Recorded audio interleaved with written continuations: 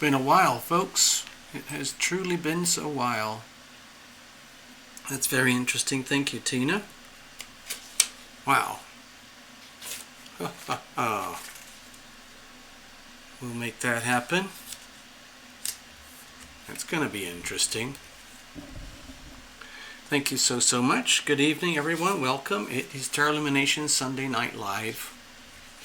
Your home for the world-famous SuperChat mini readings, as you know. Thank you, of course, for your generosity. If you've been here before. If you're new, help yourself. There's a little button just near where you type in.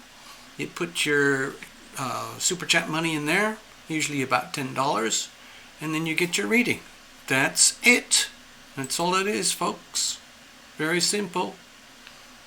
Let's have a look. So, right now, let me see, where are we? Yay. Mr. Maurice Evans-Jones, hello. I can do a mini reading for you. I'll do a little micro reading about jobs. Give me a second. It might have to be an oracle card or something, but we'll see. Maurice Evans-Jones. It's a very formal name. Thank you.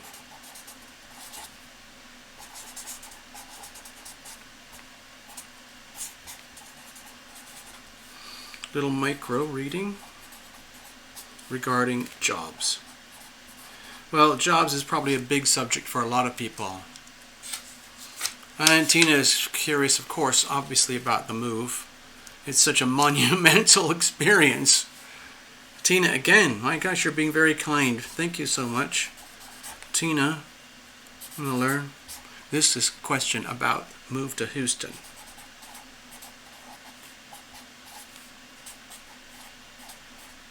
We'll look at that for sure. Big question marks there. I mean, it's already kind of in the, it's kind of on the books. We already know that. Hello, Ivona.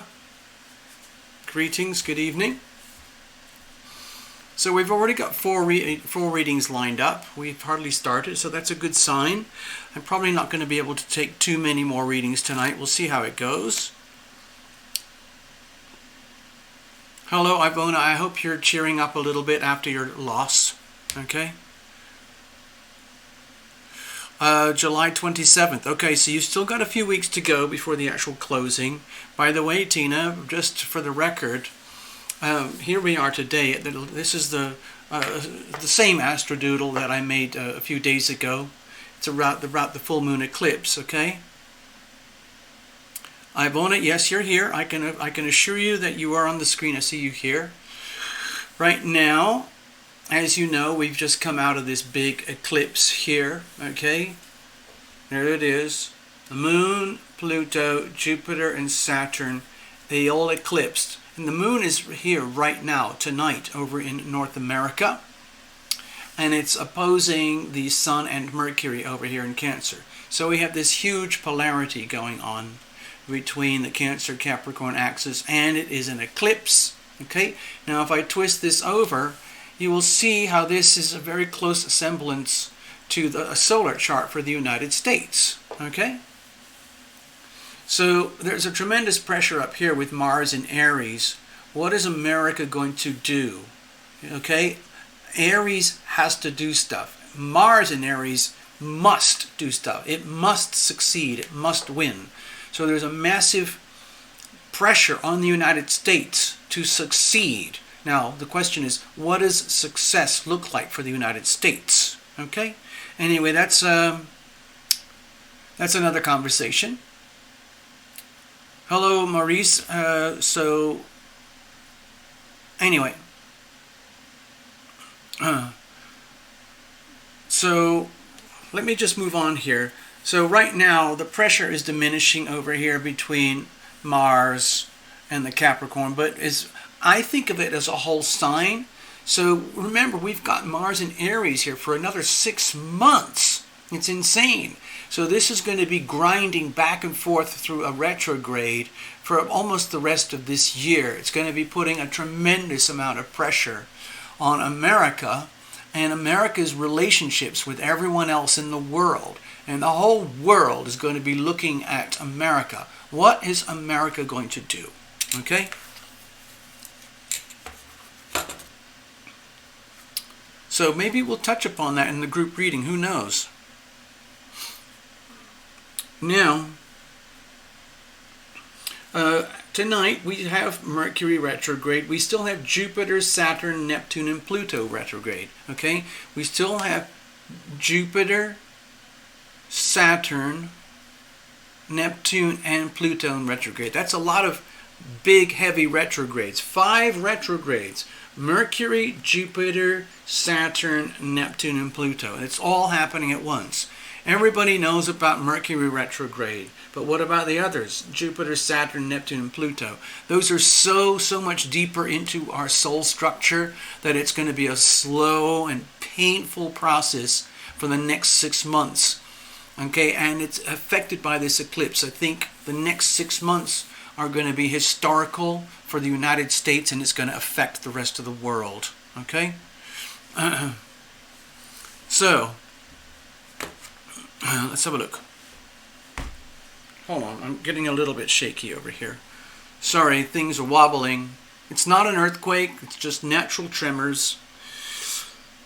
Anyway, let's move on.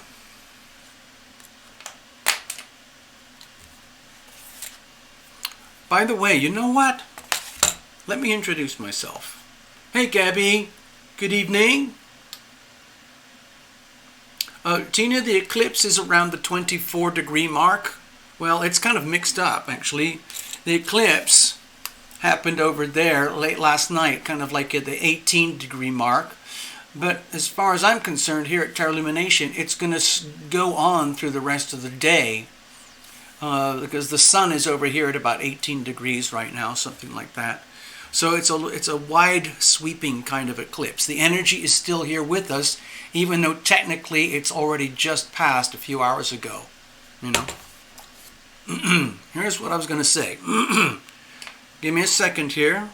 First of all, greetings, everybody. Good evening and welcome. Good evening and welcome. This is Tarot Illumination. How are you all doing tonight? Let me see who's here. I'm going to just double check everything. We have Path Traveler. I think you said something, you're working in the kitchen right now, but at least you can hear things. We've got Nikki over there, over in the New York area. Mr. Maurice Evans. Yes, yes, you can have one. I've got you down here. It's going to be a micro reading, but it's still a reading. So, Mr. Jones, where are you? I'm very curious. I like to know where people are located. Hello, Nikki. I said hi. Hello, Tina. Greetings over there. Currently New Mexico, soon to be Texas. Ho, ho, ho. Yo. And Ivona, of course, good evening. Yes, you are here. I can acknowledge that you are here. I hope you're feeling better now after your loss. The world goes on. We're still here. We're going to try and put a smile on it somehow. Okay? Let's see. Gabby Girl is here. I see that in the scene. Yeah. Chicago's been very... let's see, there's a lot of activity in Chicago recently, these last few months. Over here, it's very quiet at the moment. I'm keeping very quiet. I'm just minding my own business, staying way out of the fray. Okay? Yeah. So, it's just another Sunday Night Live, but I wanted to ask if any of the members are interested in having a private hangout. We've done this before. I haven't done it for a long time because I really haven't had the time or the space to do it, but I'm feeling a little bit safer and more comfortable now. I would be very interested in hosting an evening or a daytime event for the members, okay? Because there's some information that I'd like to share that might help people to understand what's happening in the world from a bigger perspective. so we don't have to get all terrified and locked up in the all the chitter chatter that goes on through all the media and so on. And understand that there is a bigger picture, and it's a very beautiful thing. Even though it's terrifying, it's also very beautiful, okay?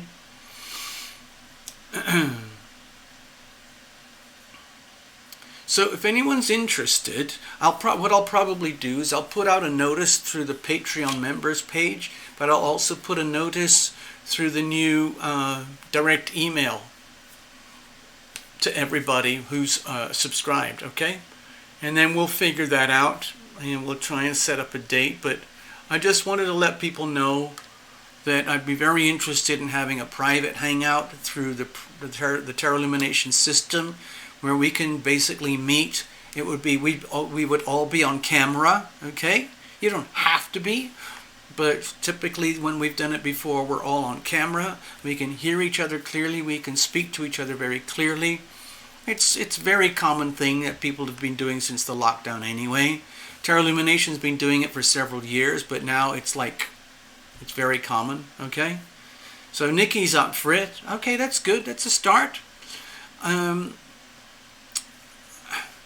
There's just a few things going on that I'd like to share, and diagrams and charts help me to do that. Because one of the reasons I'd like to do this is to help myself to understand what's going on and put some clarity into my own words and hear the words come back to myself, if that makes any sense. Okay. Okay, so we'll do it. We will have a members only event, okay? If anybody here who's watching right now is not an official Patreon member, please consider becoming a Patreon member, and then you'll see what it's all about. Okay, you can check the links below. So anyway, it's just something I thought I'd put out there. It'll be fun. It'll probably be a Friday night, my guess. We've done it on Friday nights before, but I'm trying to be more inclusive. And to be more inclusive, it means I have to broadcast more like at noon, because I'm on the Pacific West Coast over here. And so that sort of works for the United States if I start an evening show like tonight, but for other parts of the world it isn't necessarily so easy. So please bear with me. We might do 2 shows. We might do 2 meetings, one for just for the United States and one for other places, okay? Hello, Sarah. Sarah, I forgot. Are you in Tripoli? Benghazi? I can't remember. Please, Sarah, remind us where you are, okay? Okay. Okay. Let's have a look. Ha ha ha ha ha. Okay. Okay. Sarah. Yeah, Sarah, have you, I mean, I know you keep coming to try and get a reading, but this is Sunday Night Live Super Chat, so people put money into the, there's a Super Chat box, or if you want to, you can do PayPal. Now, if there's a problem because of where you are, that it's very hard for you to do Super Chat or PayPal, then we'll work something out, okay? Okay? Benghazi, Libya. I thought so. I knew that. You're in Benghazi. Okay. Hello. Sarah tonight is representing Benghazi, everybody. Yes, we just had the American 4th of July, and it was just like this. It was pretty spectacular over here. Thank you very much. So, Sarah, if you can remind me, if you don't have YouTube Super Chat in Libya, we'll work something out, okay? So we'll get you your reading, okay? Okay? So we'll figure it out. So what I'm going to do, Sarah, is I'm going to make you a your own post-it note, okay? Hello, Swan Orley. Good evening, Swan Orley. Dear Swan Orley, this is Sunday Night Live Super Chat mini readings. See, if you want a mini reading, it's the first time ever, go to just where you finish typing in. There's a little button down there. It looks like a $sign. Click that and it opens up the payment processor and you put your $10 in the window. Okay? Hello, Joanna Loved. Loved in the past tense, okay? Alright, so let's, you know what? We could probably just get started. I have to go back, okay? Hold on, let's go back. Alright, so, like I said, Sarah, we're going to figure it out. We have a generous group here tonight.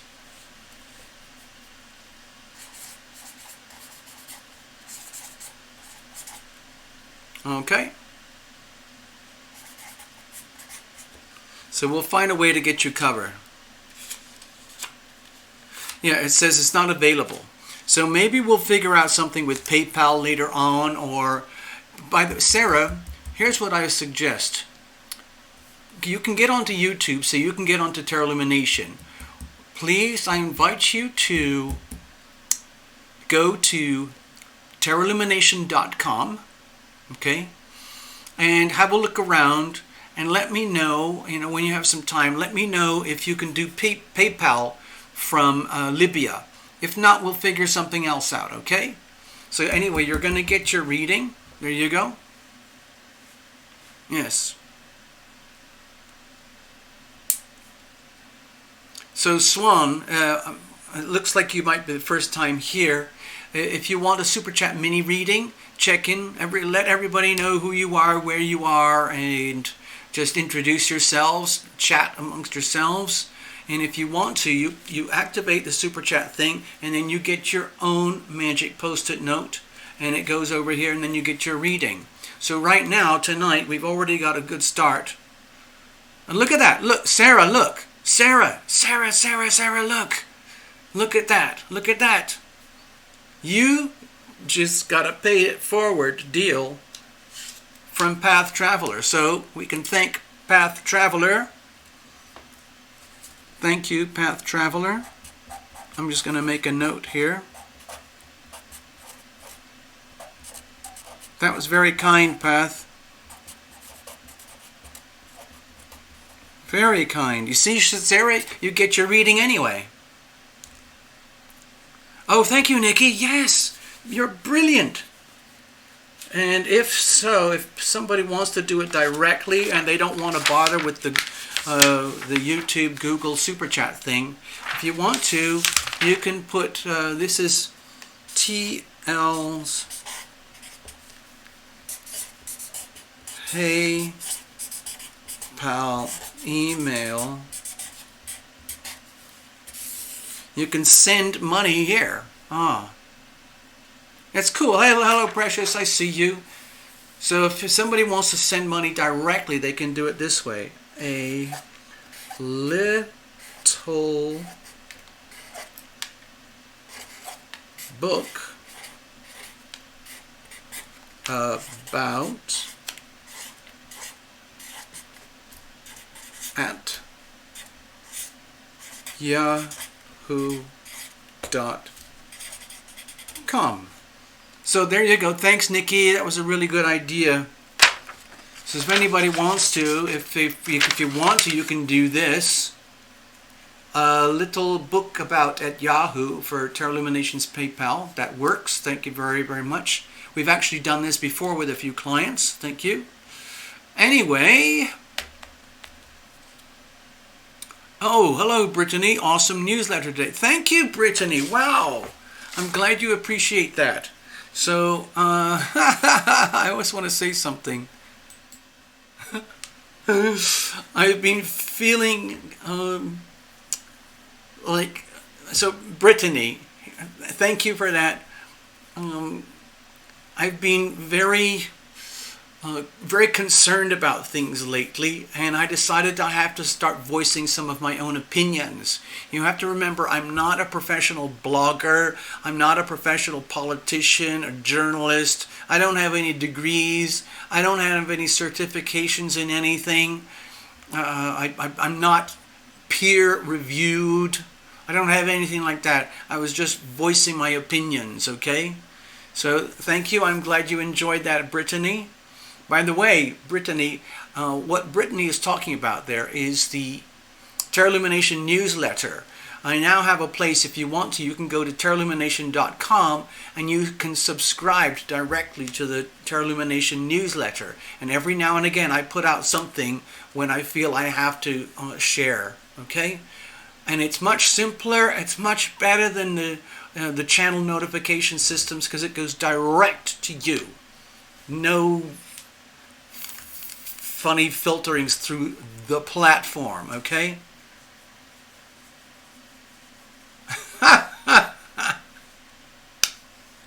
Duh! I know. It's really staggering, isn't it? I think Mr. West is trying to sell records. I think he's looking for a lot of publicity. You know, pop stars have a kind of a shelf life. Some people turn them into multi-billion-dollar careers. But even so, you know, they have their moments where they go up and then they come down. Like fireworks, okay?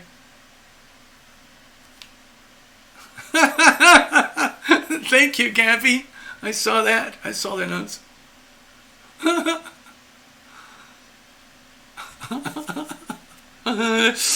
Alright, so let's just get on with the show, you know? We could sit here chatting all night, but I'm actually here to do readings, okay? By the way, if anybody's out there who's watching and you're very, very shy and you'd like to have a reading, but you don't want to do it in front of everybody else, like airing your dirty laundry, don't worry. You can go to tarotillumination.com and you can book your own reading. Isn't it amazing? Yeah, that's what we do here. It's amazing. So anyway, I just thought I'd let you know. All right, let's get on with it. Come on. Okay. All right, so enough of that. Enough of that. Okay. I'll put this one over here just in case someone else shows up. I'll get rid of that. Put that off to the side for a moment. And, by the way, just before I start doing the readings, I am going to begin with a little beverage for myself, because it is that time of the day when I have my little nightcap, okay? It's not really a nightcap because we're going to be here for hours. It's just for the evening, but I just want to share something with you. So stay right there. Nikki, you're up first. I'm going to put this over here, like so. Nikki's going to go in the middle, because Nikki is front and center right now. We're going to start the reading with Nikki. Next up will be Tina for the group reading. Next after that, we'll have a mini reading for Maurice. And then another mini reading for Tina about her move to Houston. And then a reading for Sarah. Thank you so much. Okay, so let's have a look here. First thing I need to do is actually get some cards. I think that would help a little bit. Thank you very much. Actually, no, I'm going to swap out. Give me a second here. Okay. Okay, so. All right. Dippy-doo. Let's just get shuffled up and get ready to go. Yeah. Da-da-da-da.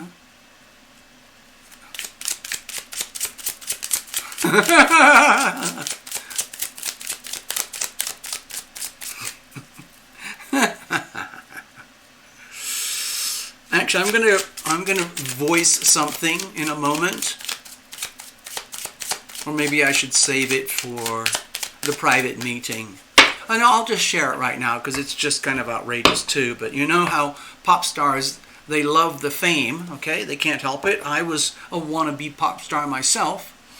But I had this very powerful sensation that Taylor Swift is going to go into politics later in life. And she's going to be a force to be reckoned with. Okay? Yes, okay, so let's have a look. I'm going to have a little tarot illumination dance just to warm things up. Thank you, Nikki. And it's called Bounce. The Bounce. And, okay, hold on. I don't even know how to write my own song titles. Okay, here we go. It sounds like this.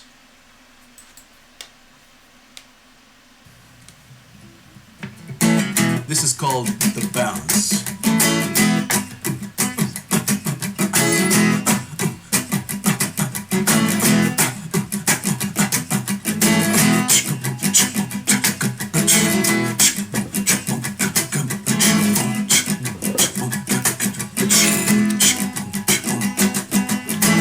Way out in Tokyo, even in old Moscow, in some parts of Trinidad, I remember the good times I had.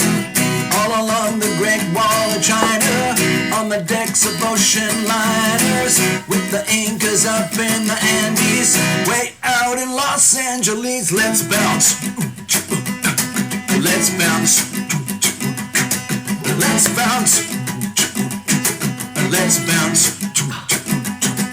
I smoked powwow with Geronimo. I've been downtown with nowhere to go. I made peace between the West and East, and I've met Beauty and the Beast. I swam around the great equator. I started out sooner than later. I've been out to both of the poles, and I know where you don't grow old. Let's bounce. Let's bounce. Let's bounce. Let's bounce. Let's bounce.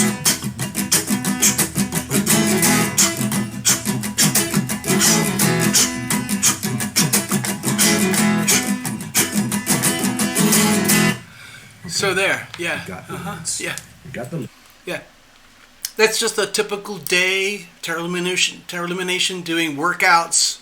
You know, I have my own gymnasium and I just do all my sprinting, all my do-it-yourself, super hyper-advanced yoga, all my deep breathing, all my inversion table exercises, all of it. So all you did was see one of my dance practice things. You know, I like to stay ready for competitions, you know. All right, so let's do this. Okay, I think hold on, who's that?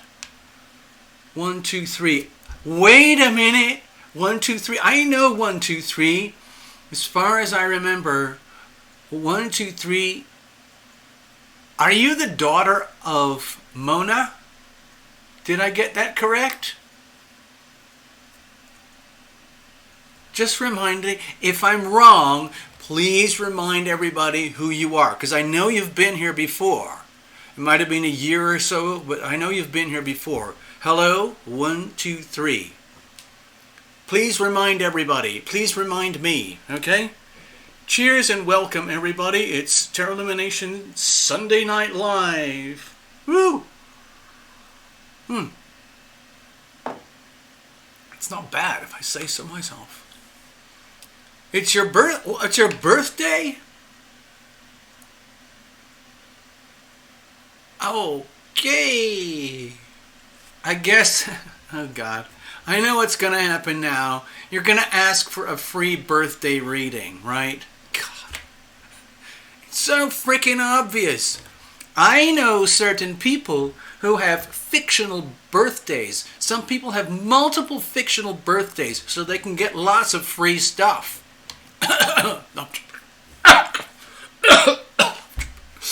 Oh, goodness. So, happy early birthday, 1, 2, 3. Yes. So let's have a look. You're not the daughter of Mona. I'm from England and I'm original from the Netherlands. Okay, sorry. Sorry. Well, the Netherlands is fairly close to Norway. Mona lives in Norway and Mona has a daughter. Okay? I'm just trying to connect the dots. I'm fairly close, okay? When you were here about half a year ago.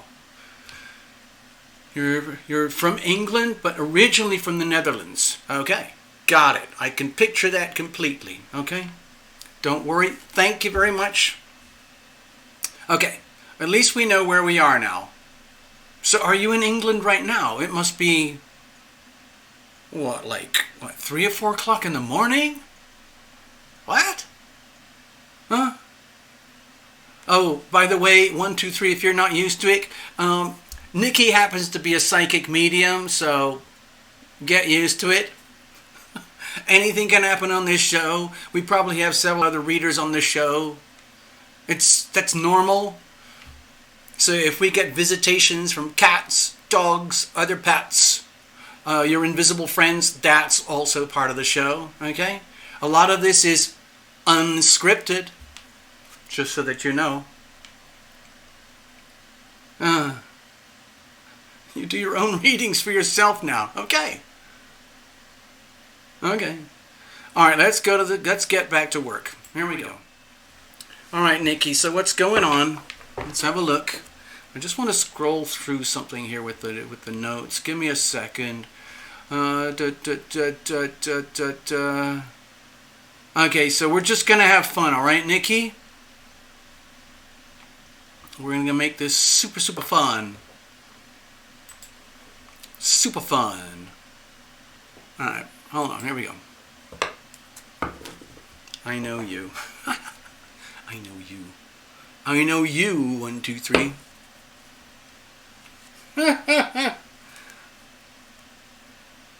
All right, let's have a look. See what's going on.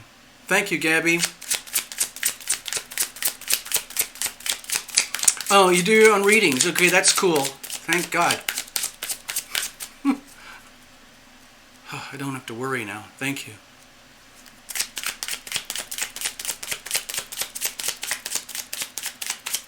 All right, so I think these readings are all going to be kind of influenced by these 3 eclipses that we've had in a row. Oh, 1, 2, 3. If we've emailed about me wanting to make leggings. Aha! Well, we can still follow up on that. I know a fair bit about making leggings, as you know. Especially the Terra Illumination leggings, as you know. The famous Terra Illumination leggings, as modeled by Lily Lynn over in Austria. Let me just finish this. Okay, Nikki, so what's going on? The eclipses are affecting everyone. And by the way, Nikki, you probably know that we're going to be starting to enter the new cycle of Sagittarius, Gemini eclipses over the next 1.5 years or so. That's, we've already had a hint of that, but there's going to be more. Okay, 1, 2, 3. I get it. So let's have a look. So, Nikki, I'm going to try and concentrate here. Well, I'm not going to try. I actually am going to concentrate. Do this properly. So what are the messages that we have here tonight for Nikki regarding the subject of her life back east on the east coast of North America? Nikki, everything feels really crystal clear over here. Like if we were hanging out here at the studio. My sense, what my senses are telling me is that you're in a very like a very clear state right now. No matter what else is happening with the planets and the eclipses and Mars squaring Cancer and all that kind of stuff, and the China virus zooming around and all the lockdowns and all the politics, all of that stuff. What I'm sensing for you, Nikki, is that you're in a very kind of pristine kind of condition at the moment. It's not easy to stay that way or get that way. Actually, let's say it differently. It's not easy to get that way, and it's certainly not easy to stay that way once you get that way.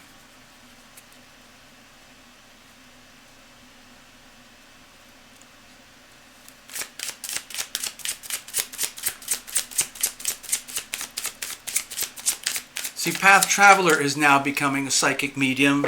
It's happening more and more and more as Path Traveler becomes more and more awakened and more evolved and more of a participant. It's just very natural for a Path to become more and more sensitive, okay? Okay, here we go. Cards are cut. This is the first reading of the evening, folks. It's for Nikki. Thank you, Nikki. Here's the situation. Here's the challenges. Here's how we're going to handle it. Okay, so regarding the weather, as you know, so if you've never seen this show before, I'm looking at this card under here as a sort of symbolic representation of this. Because this is like universal. This is like watching the Weather Channel. It's like this for everybody. I mean, it depends who you are. Like for Nikki, this might sit like this, or this, or this, or this, or whatever it is. We can get into it a lot more in a personal reading, but for now, tonight, how does this weather affect Nikki? Okay? Okay. Pam Bam! Greetings over there in New Zealand. It's been a while. Yes, we're all good. We're having a fun evening.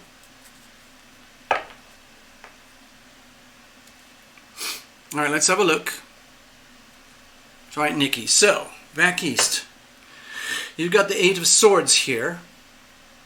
So my feeling is that, to me, this feels like it's a layer, like on top of what I was just describing about you being in a very kind of, what's the word? Very kind of pristine condition. What I'm sensing here with the Eight of Swords is that, you know, people aren't going to normally read it this way, but what I'm sensing is that you're in a really kind of advanced condition of being able to sense like the obstacles around you, like as the psychic medium that you are. Okay, so let's think of it like this. Okay, hold on, Nikki. So it's like, what I'm sensing is that you're really like, it's almost like being super tuned in to the point where, I mean, it's almost like the visual presentation of the Eight of Swords there. It's like being aware of the multiple pitfalls, the multiple challenges, mostly I would say from the psychic realms, clairvoyance, clairaudience, clairsentience, and then being able to process them and being able to navigate your way through in very graceful manner, as though you had your own natural GPS system built in. So you just navigate very gracefully in a very pristine way so that you are not damaged or impeded in any way by all the craziness around you, all the static, all the lies, the hypocrisy, all the insanity of the planet. Instead, you are in a very pure condition, okay? Okay?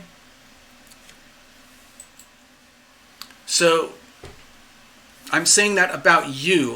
The conditions, this stuff is still very, very challenging for everybody. It affects you. Like, for example, Nikki, wherever you have like the 18-degree mark Cancer in your chart, or the 24-degree Capricorn in your chart, that's where there is a tremendous amount of pressure right now. Even if you don't have any Capricorn or Cancer, the pressure is still there. And the Mars is accentuating. The Mars is putting pressure on here, like something has to be done. Something has to be done. But the thing is, nobody seems to know what it is right now, so it's just pressure. Oh, okay. Thank you, Maurice. Thank you. Got it.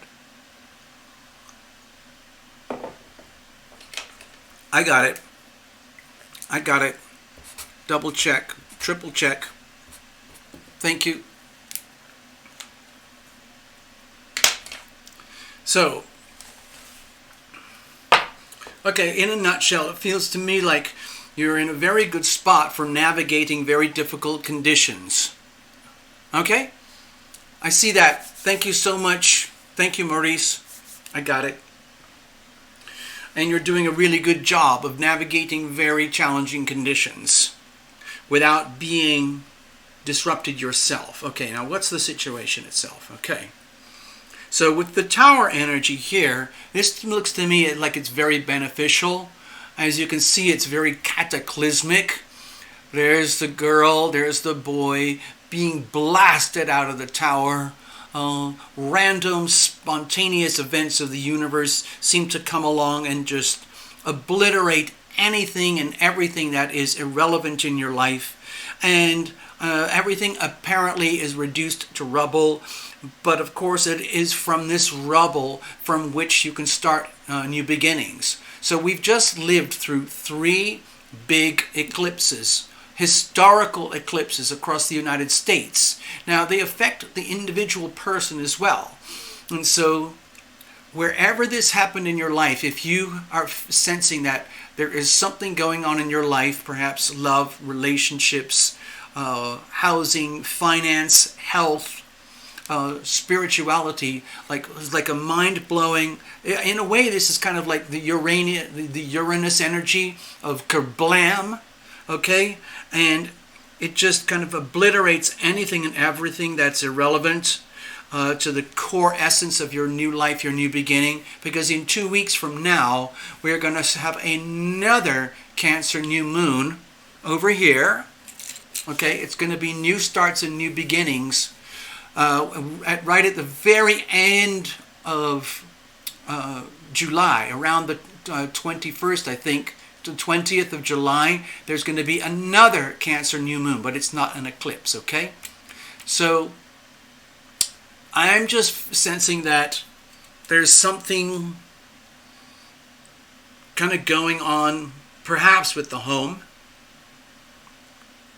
Maybe upheavals of some kind, but there's definitely upheavals at this part of your life, wherever that is. So if I create a Sagittarian solar chart, for example, like this, if I put Sagittarius on the horizon, okay, like this, it would correspond to your 8th house of joint resources, sex, death, taxes, finances, also going deeper and deeper into the psychic realms, okay? Very deep, okay? Let's have a look. What's the challenge here? Oh, to me it feels like, with the Prince of Cups, to me it feels like a little bit like sad and lonely,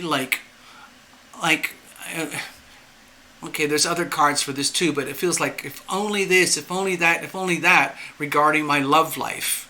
So if this is something to do with your love life and you're trying to figure out and discern, like, where have I been coming from and where am I going? If you want to treat all these recent eclipses in the last 6 weeks as kind of like a huge chapter in life, let me see if I can illustrate this.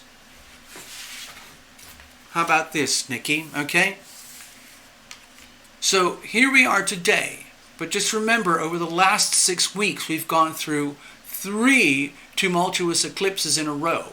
If you remember, a huge amount of upheaval has happened in most people's personal lives and on a global scale in the last few months, especially here around June 5th, June 21st, and now 4th of July.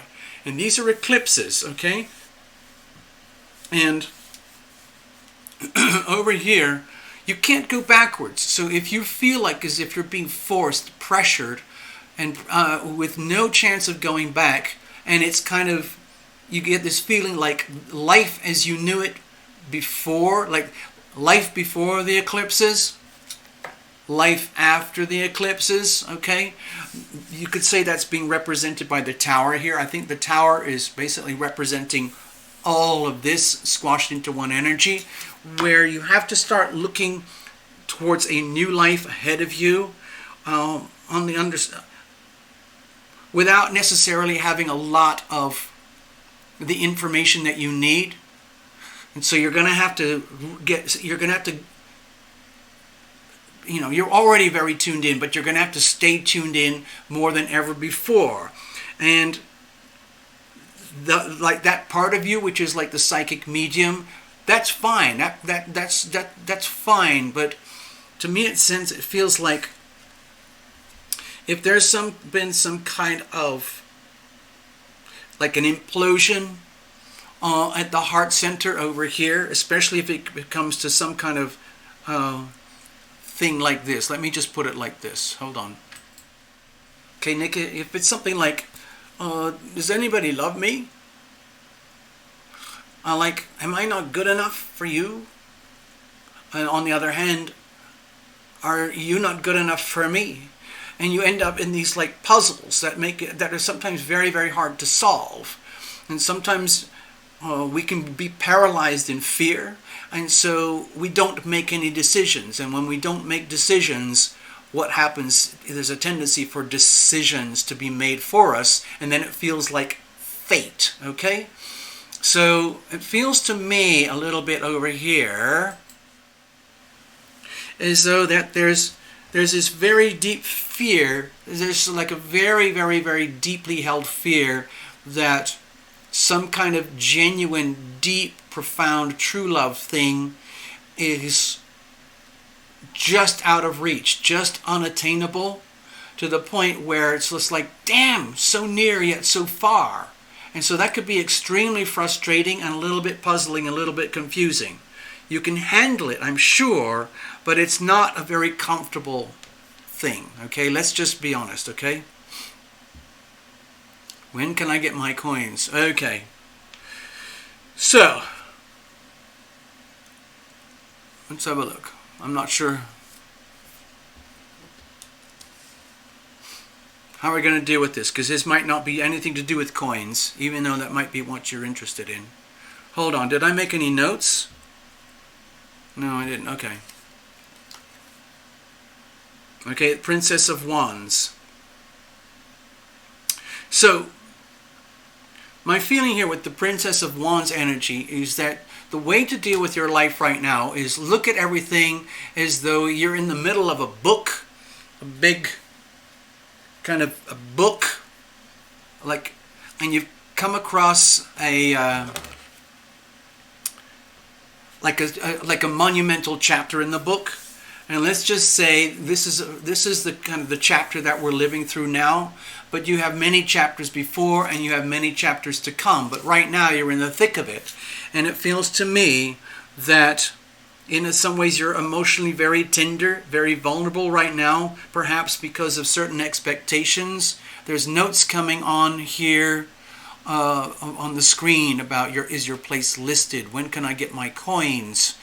Where are the coins? Path Traveler is concerned that you are carrying anxiety, okay? So my feeling is that, yes, you might be concerned about financial material concerns, but I think what this reading is exposing here is that there is some kind of frustration, confusion, anxiety about what most people would call their love life, okay?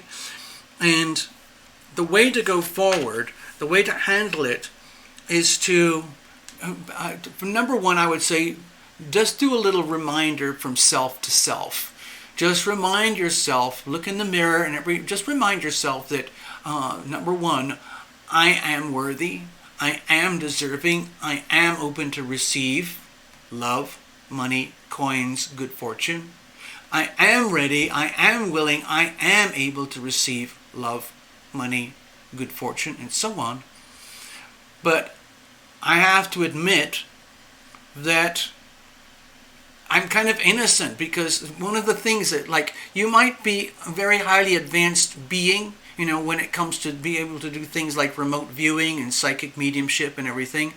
And for many people, that could be almost the pinnacle of attainment in life, to be so ascended that you could do those kind of things. But you're still a woman in a woman's body, and you are still living your physical life here on earth as a woman. And I think what's being exposed here is that there is this very sort of, I guess I would say, sweet, gentle, tender aspect of the self, which is having troubles understanding your own love life and what to do about it. Whether you're attached or not, whether you have love interests coming at you or whether you're going after certain love interests yourself, it doesn't matter. To me, there's like, maybe let's just use the word anxiety, okay? Because Path used it, anxiety of like, when and where is this? So with the when and where is all that good stuff? So sometimes, you know, for the good things to happen, we have to say goodbye to the old. We have to kind of basically put things on a shelf, write it off to history, and then you start from scratch. There's a tremendous amount of energy here that's pent up that I think is going to allow you to, you know, look at your, let's just call it your love life from scratch, figure out what am I supposed to do now, and just move forward. Move forward. Okay, let's just say it. I'm just going to say this, okay? Move forward as the sweet and innocent person that you are, okay? And knowing that you're vulnerable, knowing that it's very easy to be hurt in love and romance, okay? And there's nothing wrong with that. So with the Princess of Wands, in order to handle this very awkward, very kind of tender, let's say unexpected reading here, the way to move forward is, let's just say, okay, this is going to sound very, very strange, okay? I'm just going to say it because I just felt this, the most effective way for me to communicate the core of the message here is pretend I'm some kind of like, you know, magical uncle, you know? And I just show up when things are bad, and it just, and you're like a little girl, you're like a little kid, and, you know, you've got all sorts of things going on, but deep down there's a little bit of anxiety or pressure here, like, well, when am I going to get loved? When am I going to get a chance to love somebody in the way that I deserve, and someone loves me in the way that I deserve? When, why, where, how, who? And then Uncle Tarot Illumination comes up and says, oh, you poor thing. You poor thing. Poor Nikki. Oh, don't worry. Don't worry. Everything will be okay. You're still young. You still have so many chapters ahead of you. You still have so much life. You've just gone through so much. You've gone through a moment of tumultuous experience with the rest of the world just now. But it's not the end of the world. It's not the end of your life. Things move on.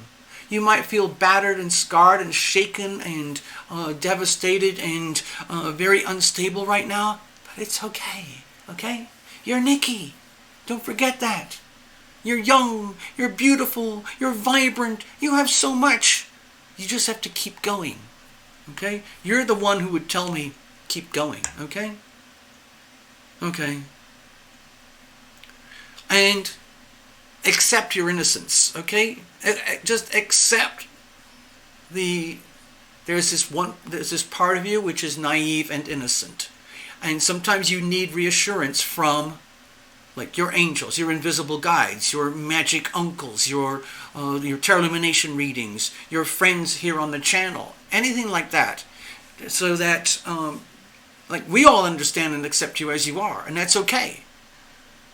You know? It's okay. Poor thing, you're going to be fine. You're going to be fine, okay? You're going to be fine. Okay, that's your reading. I hope it helps. Okay? Alright. So anyway, that was kind of strange. It feels like it was a very unexpected type of reading. So Tina wants a group reading right now. We haven't done that in a long time. Wow. So we're just going to do it. Let's see how that looks. Give me a second here. I got to prepare. Have I got enough room? I'm going to put the Tina Miller group one over here. I'm going to write it on here again so that everybody understands.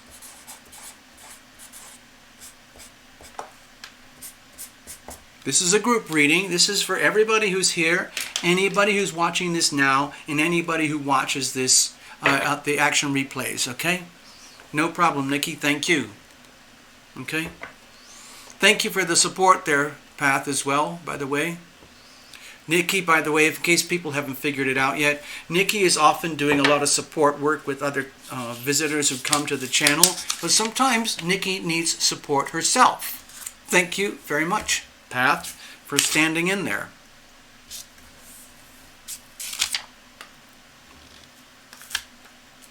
Okay, let's have a look. Sorry, I got to get my post-it notes organized. Yay. Okay, here we go. So I need some room. So I'm going to make some room. So I'm going to move this out of the way. I'm just going to tuck it over here. This is where we are right now. We're going to do the group reading sponsored by Tina Miller. Okay, here we go. So we haven't done this for a while, but as you've seen it before, I use the Tarot Illumination Heart Center spread, and it's a kind of a strange spread because the whole idea of using this spread, the way I read it, is to bring us into our heart center. Okay, and I don't even know if I've got enough room the way the cameras are configured on this stage, but I'll try and do it. So what will happen, I'm going to do this as a group reading, so I'm going to do a heart-shaped spread. It'll look sort of like a heart. And I will describe the nature and the positioning of the cards as we go. And the whole idea is to take the energy of all of us here tonight and read it as one thing, with the whole concept of getting us out of our heads and into our hearts. Okay? Because it's so easy to live out of your brain and regard the rest of your body from the neck downwards as an extension of your brain. Whereas in fact, in a very, let's say, well-centered being, we operate from the heart center, and our whole body is involved in our, let's say, thinking. So it's, in some ways, it's very dangerous to be a slave to your brain, a slave to this. So what I try to do, because I'm very vulnerable, it's so much easier. It's like to live out of fear, live out of thoughts, live out of all these sensory inputs here. But this is what really, really counts. And so the whole idea of this spread is to try and help us to get from here to here. Okay, so that we're living from our heart centers. Okay. All right. Hello, Karen, over there in New Zealand. Kia ora. Kia ora. All right, let's have a look. Cheers.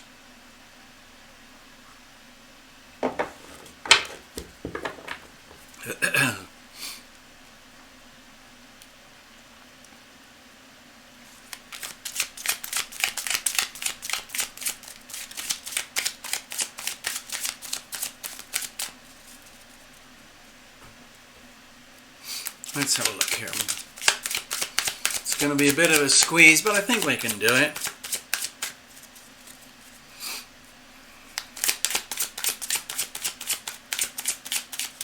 Alright, so basically this is one of those readings where everybody can just chill back, hang out, chat amongst yourselves. I'm just going to do the reading. It'll just come out however it comes out. And we can all convene again after the reading's over. And it'll mean something different for each one of us, okay? So here our cards are well shuffled. Let's just cut it up. Let's bless this deck. Let's bless every single card. Bless everyone who's here tonight and all the viewers who don't check in, the people who watch later on. Okay. The heart is right over here. The heart knows what it wants, asks for what it wants, and it sort of uses its own language, which is sometimes a little bit incomprehensible to our thinking conscious brains. But there is a language here. Over here, this is the energy of legacy, our history, our baggage. What are we bringing in with us? Okay? You could say this is from the past. This could be burdensome. This could be good fortune. This could be wealth. This could be knowledge. This could be impediments. It could be anything. Okay?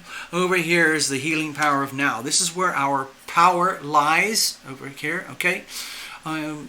Forget about the past, forget about the future. Our power lies here in the now, making decisions for ourselves in the now. The thing is about the now, for a lot of times, a lot of people, they don't like to be in the now because it means you have to be very conscious, very present, and you have to think and make your own decisions. It's so much easier to outsource your life, your belief systems, your attitudes to some kind of, let's say, preordained scripture or structure where all of the thinking has already been done for you, and then all you have to do is subscribe and then just put your life on autopilot. But can you see how that can be so limiting? So let's just say you want to live a full spectrum life from your heart center. You have to be willing to be in the now and be able to make decisions. The decision-making phenomenon is the tools through which we activate our power and our abilities to, let's say, live in the now and come closer and closer to heart center. So I guess, what does that look like? How do you actually make that happen? Okay? It's okay to talk about it like an intellectual thing and get a tarot reading, but how do you actually do that? And once you've figured out how to do that, what does it look like? When you have the courage to think and make your own decisions, think from the heart, okay? And then we have to, as we go through each beat, each pulse, we realize, wow, every breath counts, okay? Every beat of the heart counts. All of our thoughts are like things. They culminate in terms of outcomes. Sometimes we can dream our way through life. We can tune into creative visualizations, and that's good for being an artist and a writer and a musician. Sometimes it's very important to stay incredibly accurately centered in very three-dimensional precise things, and that would be appropriate for some people. But either way, whatever it is, what happens if you abdicate your power and you make a deliberate decision not to decide anything? You're throwing away power, energy, resources. What does that look like? What are we losing? On the other hand, what does it look like when we stay in our power and we have the courage to live our own lives and make our own decisions, instead of handing everything over to, let's say, people who tell us that they know better? Okay, and then what does that look like in terms of an outcome? That leads us into the next beat. So if you think of this as a pulsing thing, it's a little bit wide. I like it to be a little bit longer and narrower, but I'm hoping you see this as a heart shape, okay? And it is a pulsing type of thing. And we're trying to give it a language of its own. Okay. So I'm going to do the same thing over here. We've just come out, all of us have just come out of 6 weeks of turmoil and tumultuous events. Okay, I'm just going to share this. Those eclipses that we just lived through over the last 6 weeks, they affected the whole planet. Okay? The whole planet is being profoundly impacted right now by the effects of the virus. It's having massive financial catastrophic upheavals all over the world. It's not just America. It's not just China.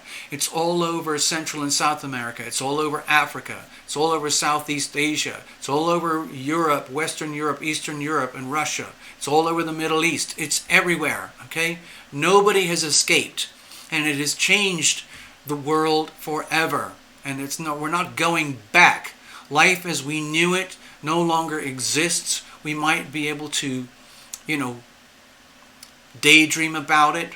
But life going forward is a different world now. We're having to look at the world on the understanding that we have reached like a climax population. We are so overpopulated that we are now suffering the consequences of swimming in our own poop.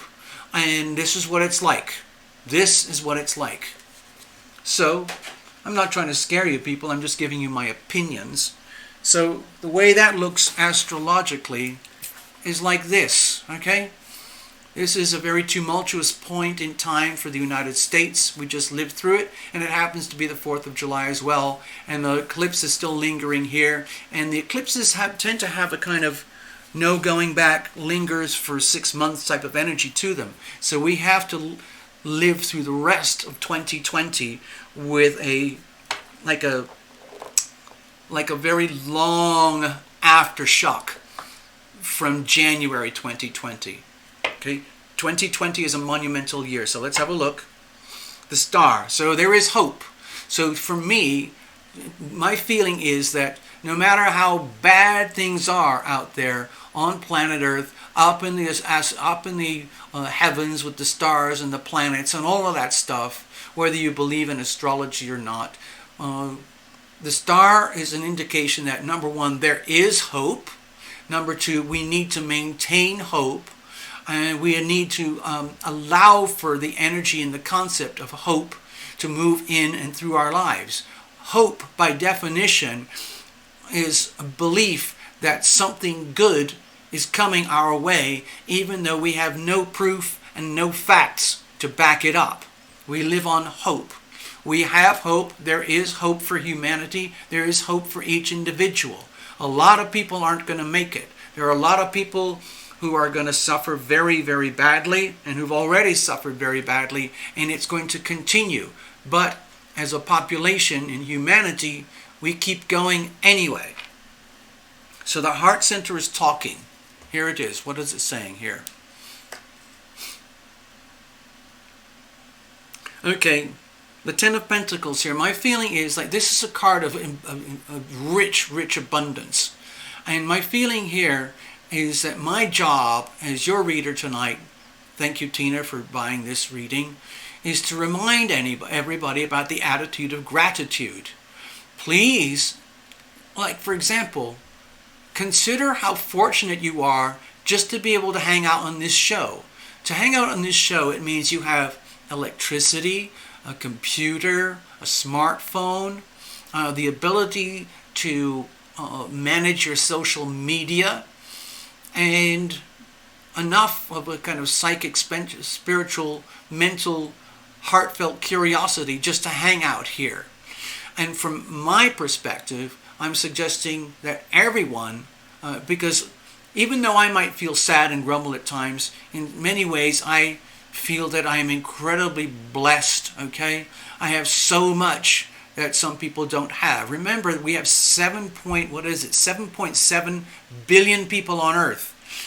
And there's probably 2 billion of them who don't even have things like running water or showers or electricity, okay? They're literally swimming in their own poop or digging in the dirt for a subsistence level existence, okay? So all of us here on this show, on this channel tonight, need to be aware that we are in fact very blessed. Our heart centers want, this heart center message is for all of us to connect, basically almost like if, let's just say 10 of us join hands and connect and remind ourselves, look at each other and realize how incredibly fortunate we are to have this little family that we have. We are, in fact, an extremely wealthy family, okay? Okay. Hello, Robin, I see you out there.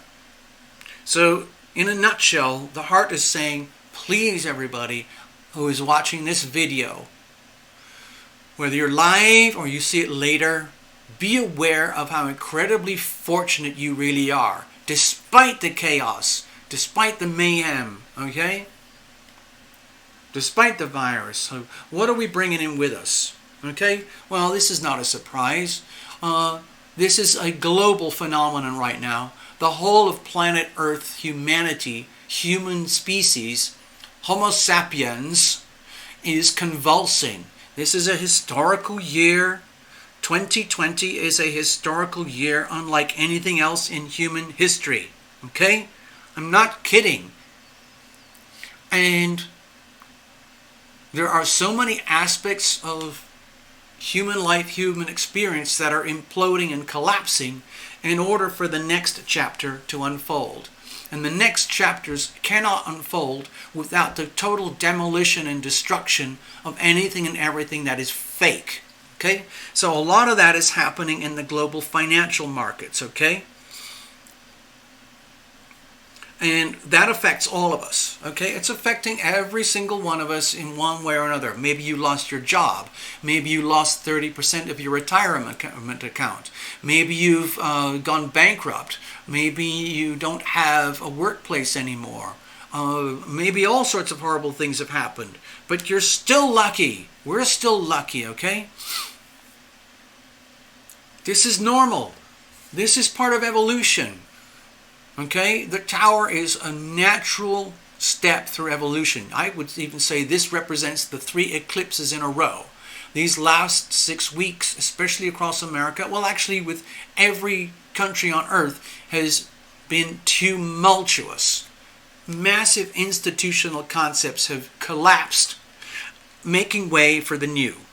We're still living through the experience of the demolition right now, and the shock waves are going to reverberate for the rest of 2020. But this is still just a chapter. We're coming into this right now. We're going to live with this for the rest of the year. Okay, so what about the power of now? Where are we now? Okay, so the Queen of Swords is here. This is, to me, this is a very, very strong message for all of us, every single one of us, to basically, the way I see it is, start thinking for yourself. I'm picking that up from the other readings we had earlier. Start thinking for yourself, each one of us. Set aside groupthink. Set aside mob attitudes, mass mentality. That is the Pluto aspect, okay? Let me go over here. Okay, look over here, little tiny Pluto over here. Pluto represents like the least evolved part of our soul nature for everybody, and it's happening on a global scale. And Pluto is kind of merciless, and it can easily be represented by the tower. So my feeling here is to understand and accept that everything is exactly as it should be. I wrote about this years ago in my book, and everything now is unfolding exactly as I'd written about in the book. So none of this is surprising me, what I see on the news, what I see it's happening in my own life. Yes, it's tumultuous, but I remind myself deep at my core, I'm very, very fortunate. But the way to go forward is to take advantage of this incredible alignment here. Saturn, Jupiter, Pluto, and the Moon. And this is about deep, profound transformation. Global restructuring, but it's also personal. Your whole life, our whole lives are being restructured at the individual level. And the message here is to make the most of it, is we have to make the decision to make our own decisions using our own concepts, our own thoughts, and our own beliefs, and being willing to let's say no to what you truly do not believe is true, and to say yes, bring it on. Bring anything that is good and true to me. This is the no bullshit card. In other words, do not fear me. I am actually very beautiful. I am a very wonderful soul, but I refuse to put up with fakery and bullshit. And it's time to live in like what I would call universal truth as opposed to subjective truth. If any of you saw my newsletter today, you would understand what I'm talking about. Hold on. So, in order for this to happen, this to me is a very tall order. It's okay for me to say here on Terra Illumination, okay everybody, it's time to be prepared to divorce yourself from anything and anyone that is not true. That could be a content. That could be a concept, a perception, a belief, a person, an identity, a job, a place, a relationship, a thing, whatever it is. Be honest with yourself. If it's not good and true, according to universal law, it has to go. It might be time to downsize. Who knows? So what about making decisions for that to actually happen? This is very tough to do. Okay, with the Queen of Cups, well, to me it's kind of like a no-brainer. Obviously, you make the decisions from your heart. But, again, it's not easy, because to me this feels like you actually have to do the work. We actually have to do the work of going deep into the heart center here and understanding what does this mean. Okay, I have to make this personal now. Give me a second. Hold on. Okay, so what I'm trying to convey here is that change is inevitable. Transformation is inevitable. Okay, the whole of planet Earth, plus every single individual human being, is being transformed. We can't help it, we can't stop it, so we make the best of it. The best way to make the best of it, the way I see it from the cards, the way they're coming out, is to be kind of like ruthlessly, brutally honest with yourself. Like, have you been lying to yourself about this, this, and this, and this? Have you been lying to others about that, that, and that?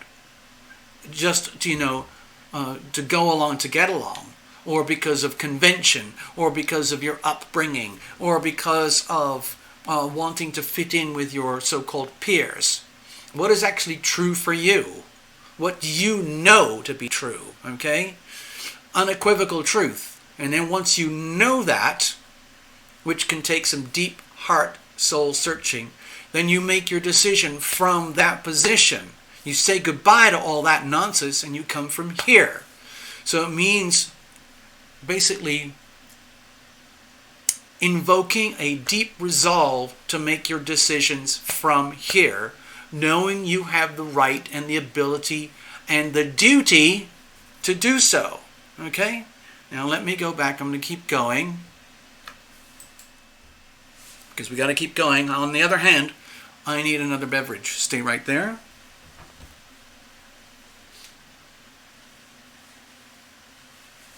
Oh, look what I found. I have a much heavier glass tonight because I don't want to have to go through another catastrophic spill. I think that happened last week. Cheers, everybody. Thank you, Tina, for this, by the way. We haven't had a chance to do this for some time now.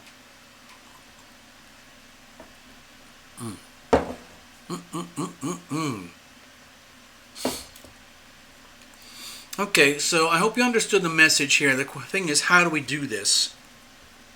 So, in other words, it's a process. Whoa. Okay, so I've got the Princess of Cups here.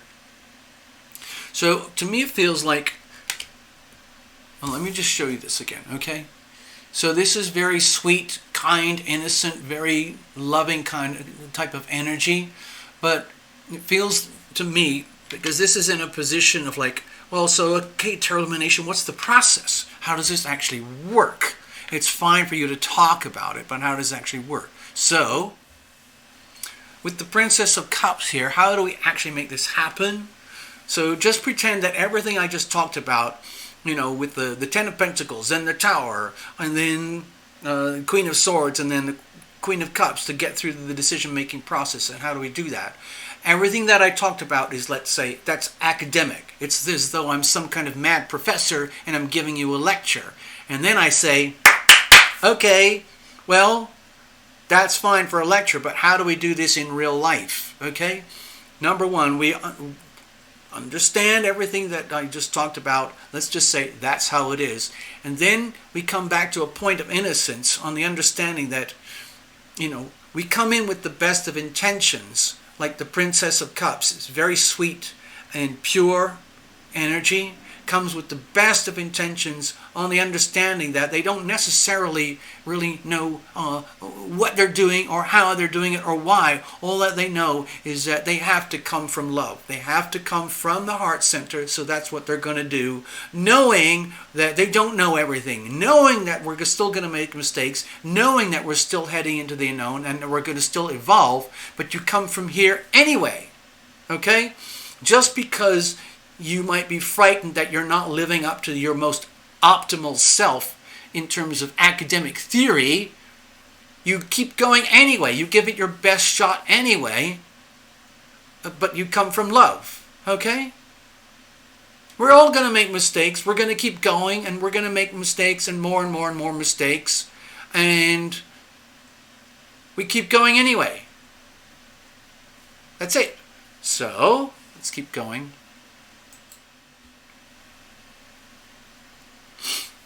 So what does that look like? Okay, there are a lot of cups energy here. So with the 8 of Cups, there might be, okay, to be honest about it, this whole thing here with the Tower is basically the planets doing a massive global reality check. Okay? I've been talking about this for years, the reality check police. This is the reality check police. This, you could think of this as the riot squads. You could think of this as President Trump. You could think of this as the left-wing communists. You could think of this as China. You could think of this as some kind of very caring, highly concerned, let's say, authority, okay? Who truly want the best for you and us and you and me individually as a planet. Either way, you just call it the reality check police. They are here to bring us in our best possible alignment, okay? So that we can find a way to better protect ourselves, defend ourselves here on Earth, on this home. What do we need to do to make it happen here so that we can continue to have life on this planet? Because if we do not acknowledge the reality checks that are being presented to us, we are in for an extremely bumpy ride over the next few centuries. Okay? So, what does that mean? With the 8 of Cups here, my feeling is that as we go through this maturation process, as we make these profound decisions and commitments to ourselves to only accept that which is good and true, and to start discarding any of the bullshit fakery that is no longer acceptable, we're going to have to do it, or we end up living like this forever in chaos and turmoil. And so it takes a lot of strength and courage to come from heart energy. We have to do it knowing that we're not going to know all the answers right now, but we go ahead anyway. And the tragedy here is that it means that perhaps on a very personal, private, emotional, sentimental level, we're going to be leaving a lot behind that we basically took for granted in terms of what we might have called life and love and happiness. Like, if you had a certain lifestyle before the year 2020 and it's all crumbling, collapsing, and the only thing you have to look forward to is a new lifestyle, and you are already feeling like a sense of, hold on, I'm going to sneeze. Oh my God, excuse me. To move forward, we have to bring in this good stuff. Oh gosh.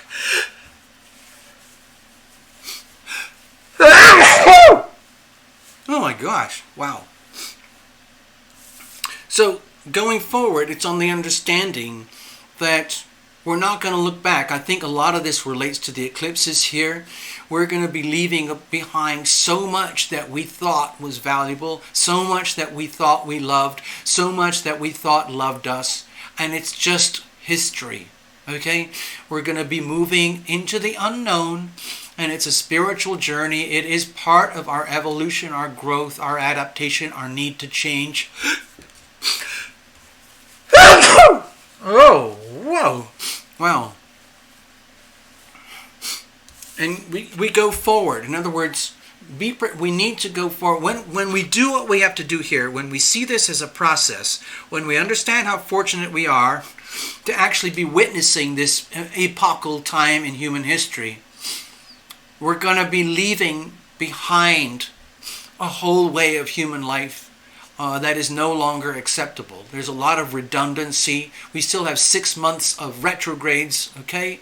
We still have to live through 6 months of aftershocks of the eclipses, and this is what it looks like. We keep going anyway, okay? We keep going in hope, in belief, in the understanding that there is new life and we are being guided and we are being protected, okay? That's what it looks like. It might be scary at times, but it's still a good thing. Give me a second. Wow. Oh. Excuse me, I don't have a cold, it's just a sneeze. Okay. I'm glad we had to do that off camera. Thank you very much. So what happens if we give up and we don't have the courage to make these really tough decisions or deep commitments to ourselves and universal truth? What happens if we insist on holding to obsolete, redundant, useless,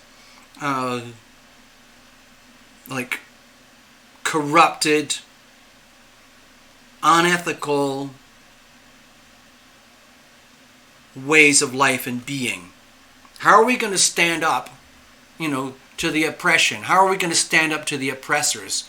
How are we going to stand up to the people who benefit from the chaos and the demolition and the destruction? We're not going to do that. We're not going to be victims here, people. Okay, so what does it look like if we abandon ourselves? Okay, we missed the party. Okay? 2020 is a monumental year. If we give up on ourselves, we're giving up on the hope of the future. We're giving up on the party of starting a new life with humanity, new relationships, new attitudes, new perceptions, new beliefs, coming more and more and more purely from heart. And we say goodbye and farewell to the old, and we welcome the new. We welcome in the new. So when you take these big, bold, ruthless decisions to live in hope, to believe in hope, move forward in hope, we're going to come out the other side, perhaps next year or in a few years, and we're going to celebrate, okay? Things are going to be very different when Pluto enters Aquarius, okay? We're not there yet. We've got a few years to go. Hopefully Terra Illumination will still be around, and we can talk through all of this. So let's keep going. How does this look in terms of momentum so we can keep this going? Now that you understand that this is a process, okay? This is actually a process. This is something that we can learn, we can teach ourselves, we can learn from each other. I can help you, you can help me, okay? Okay. We're bringing things into basically harmony and balance. With the Justice card here, my feeling is that by having the courage to live through this, live through the pain, get through to the other side, truly believe that we are guided and protected. All of us here, in our own way, we have our own invisible friends. I know I do, and I'm pretty sure some of you are aware of your own invisible friends, but trust me, you all have them in one shape or another. And with the Justice card here, to me, it's a deep reassurance that everything is exactly as it should be. And why and how is that so? It's because it can't be any other way. Everything is exactly as it should be. Everything that is collapsing right now in the global economy is exactly as it should be, and justice will be served. There will be a new life, a new outcome. Everything that's collapsing and imploding in your personal life, your world, your job, your money, your home, your finance, your health, everything is exactly as it should be, and justice will be served. We will come out the other side. It might be painful, it might be sad, but justice will be served, and then we go on to live another day. Ba-dum, ba-dum, ba-dum. The heart beats again. We live in hope. We start from the attitude of gratitude. We remind ourselves that the little group of people that we are here, we just happen to be some of the lucky ones. In fact, not just the lucky ones. We're incredibly fortunate. We're very, very lucky. Okay? So let's not forget. Let us not forget. Thank you, Tina.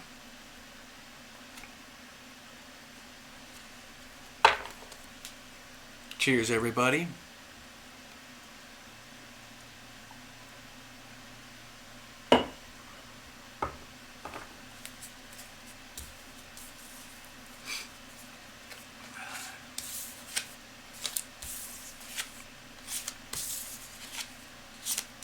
Let's have a look.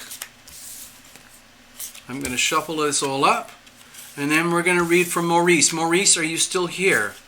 I hope you're still here.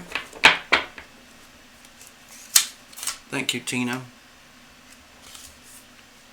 Maurice, you're up. Are you still here, Maurice?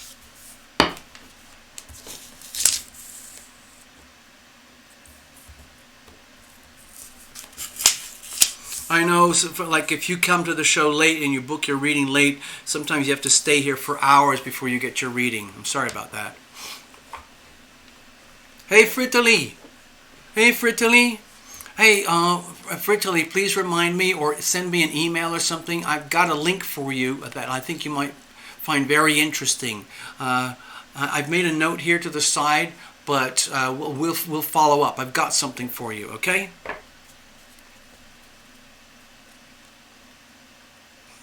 Yay, hello Maurice, nice to see you. Thank you for coming to Tarot Illumination and having the courage to hang out here.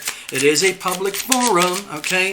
So whatever comes up here regarding your subject of jobs, career, work, that kind of thing, you're going to be sharing the story with everybody else, okay? It takes a lot of courage to do this. Thank you, Maurice. Where did you say you are? I can't remember. I'm pretty sure I saw something on the screen. You said you were from, honestly, I can't remember. Florida, Texas, Illinois. I don't remember. Please remind us. Fritili's telling the story about her trash pandas. Little baby raccoons.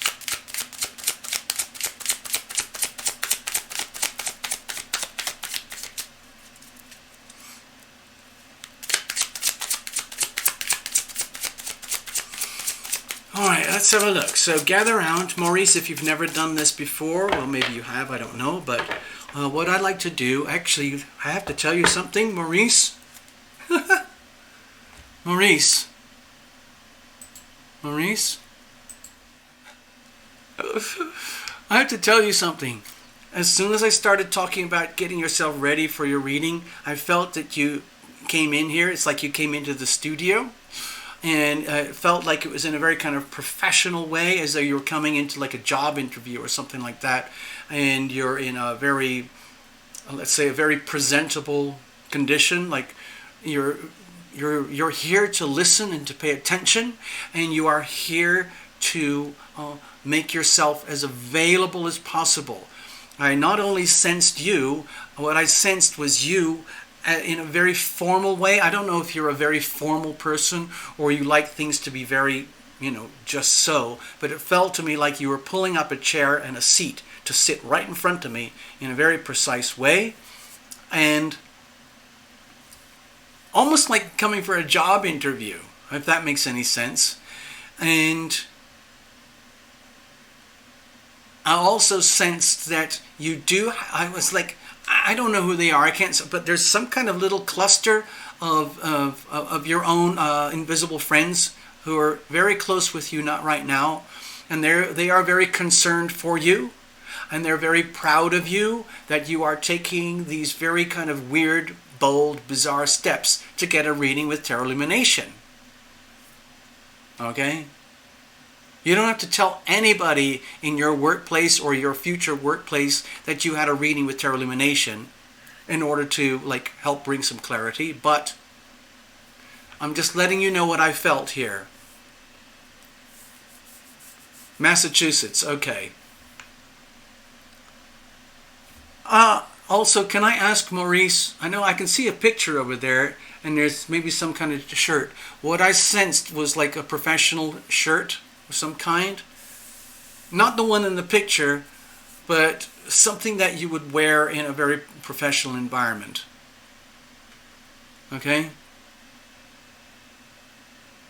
Anyway, I don't know why, I just picked up on it. It's just there. It was a fairly light colored shirt, sort of. It felt, never mind, I'll stop talking, hold on. Sorry, I just get things sometimes. There are other people here on the show tonight who are professional psychic mediums, and sometimes it just tends to amplify the energy of the show, but I definitely did send something. My feeling is that you have a very professional, respectful attitude to others, especially perhaps co-workers or employees,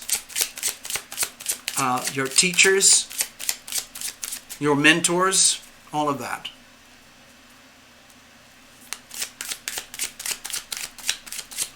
And you wear a uniform. Okay.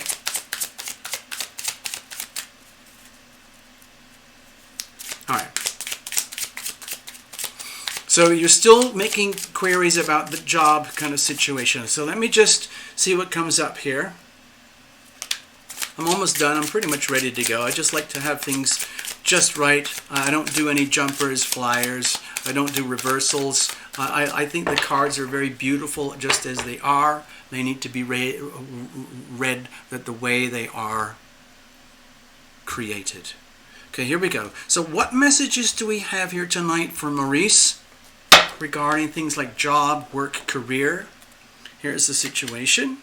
Here's the challenges. Here's how we're going to handle it. And let's have a look at the surrounding weather. Again, I'm going to check through here, and I'm going to be referencing this energy, however this affects you in your personal profile. Okay? So we have the Four of Pentacles. Okay, my first feeling here, it's very important, is to, like, if you're already employed, whether it's a good job, a bad job, a mediocre job, a boring job, a stale job, a job that you know you want to leave, a job where you know you're better than this, or something like that. My feeling is, again, be grateful. Look at these pentacles here, here, here, here. Understand that there are a lot of people who don't have jobs right now. There are a lot of people who don't have any money. People are bleeding money right now. They are just hemorrhaging, okay? People are going bankrupt all over America. 40 million people unemployed. We've hired a few million recently, but we've still got about 40 million unemployed. So you're very lucky to have a job. And my feeling is with the Four of Pentacles, please hold on to this job for now. Make the most of it. Please understand that this is a good thing. Just use this as a point of stability, a point of foundation from which you can grow other things. The Four of Pentacles, I believe, is a very powerful card. It represents structure, foundations, and the building blocks, perhaps, of a new future. Okay?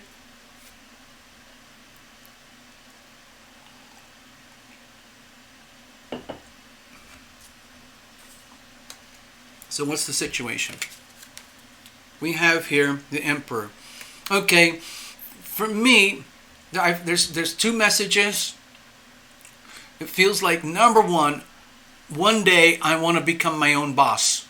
I want to be self-employed. I want to have my own business. I don't want to answer to people. I want to be like an entrepreneur, something like that. There's a secondary message,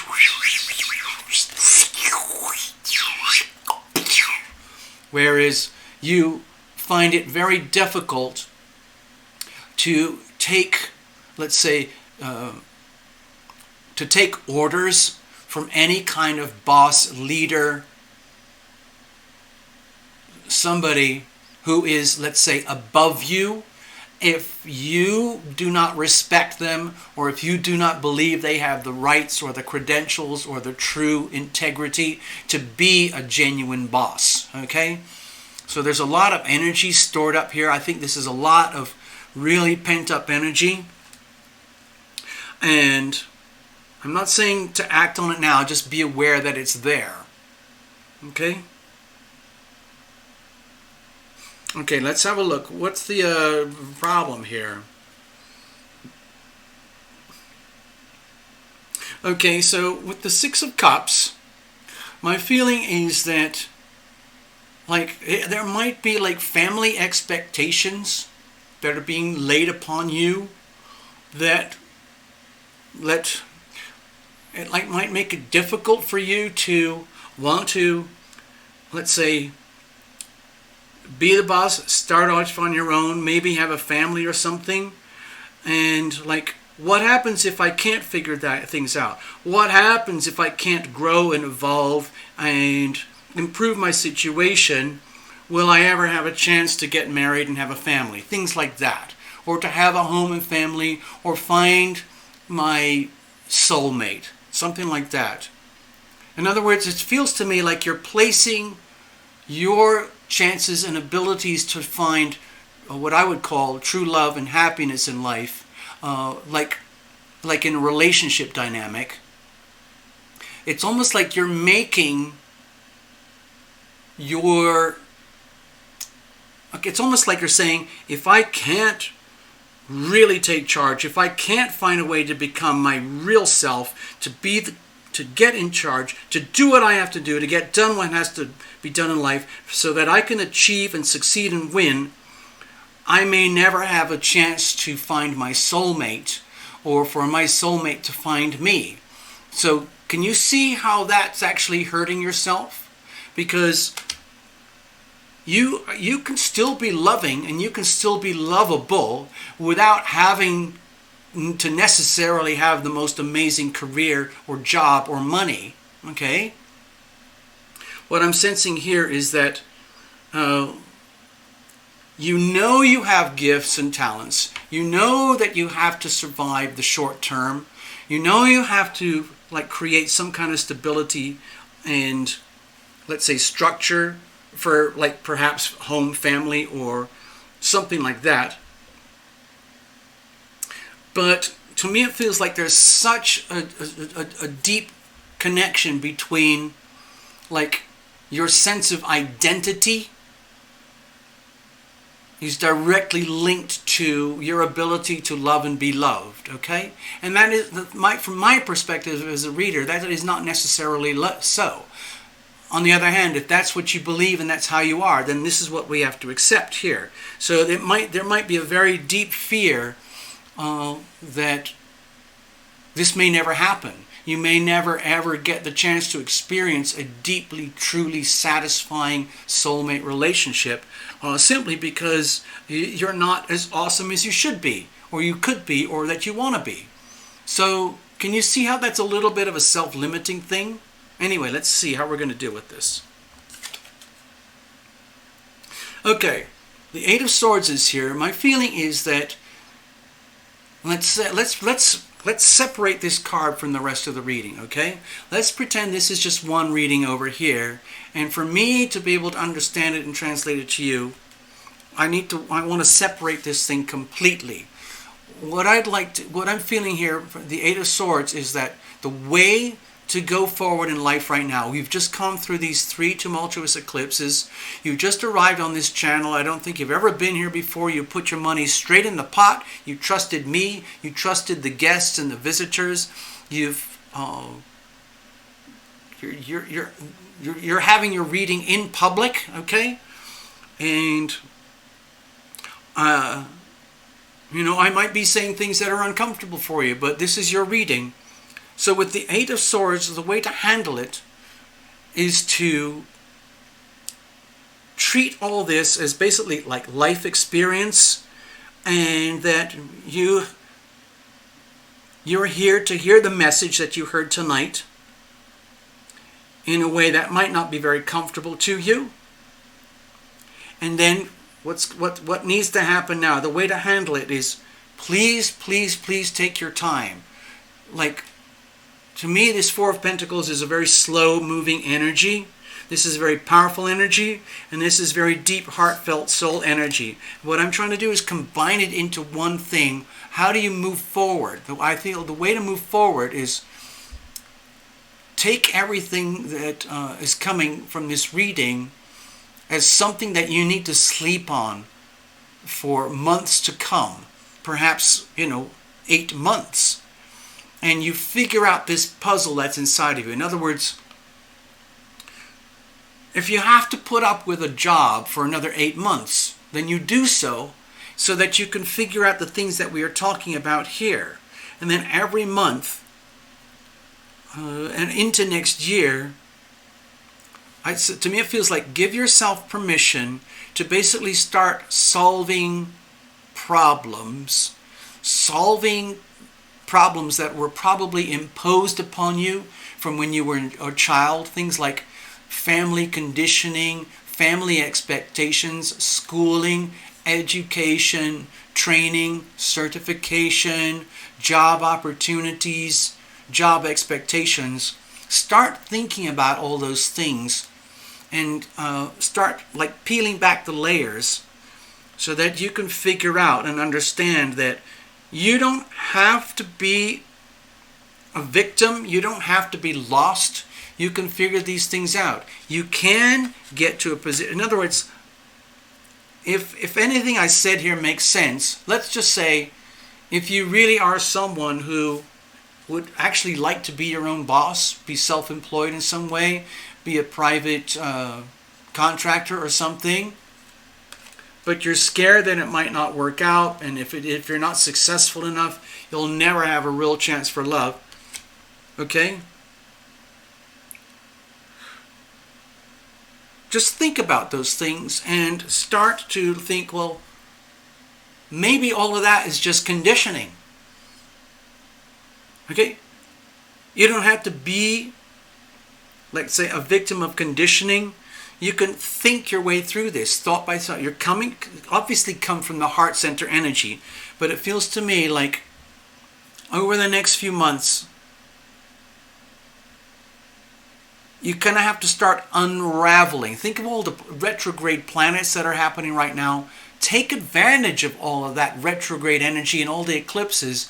Look at it as a chance for you to do a deep diagnostics on your life, your whole life, to see where all the pieces fit in, like jobs, career, money, being the boss, being self-employed, not willing to put up with people who are not authentic, the fear of not having love in the way that you deserve. Think about it all, okay? From the heart center, and take advantage of the retrogrades, take advantage of the eclipses like a deep, deep self-diagnostics, okay? So that you're not living at the mercy of all that stuff that I talked about earlier, like preconditioning from childhood. Oh, it's the neighborhood I grew up in. Oh, I have expectations from friends, family, lovers, spouses, children, teachers, whatever. Okay, you have to move on from all of that and get back to the self, okay? You can do it, but I think it's going to take time. I think it's going to take like the rest of the year, okay? So there's no rush, okay? Anyway, that's my reading. I hope it helps you. Okay, Maurice? I really do. I hope it helps you. Thank you for Maurice. Thank you, Maurice, for coming to the show. I hope it helps. We're going to go on to the next reading now. All right. So, Tina, this is for you. It's about the move to Houston. Okay. So, Maurice, by the way, if you need to see it again, you can do the action replay after the video is processed tomorrow.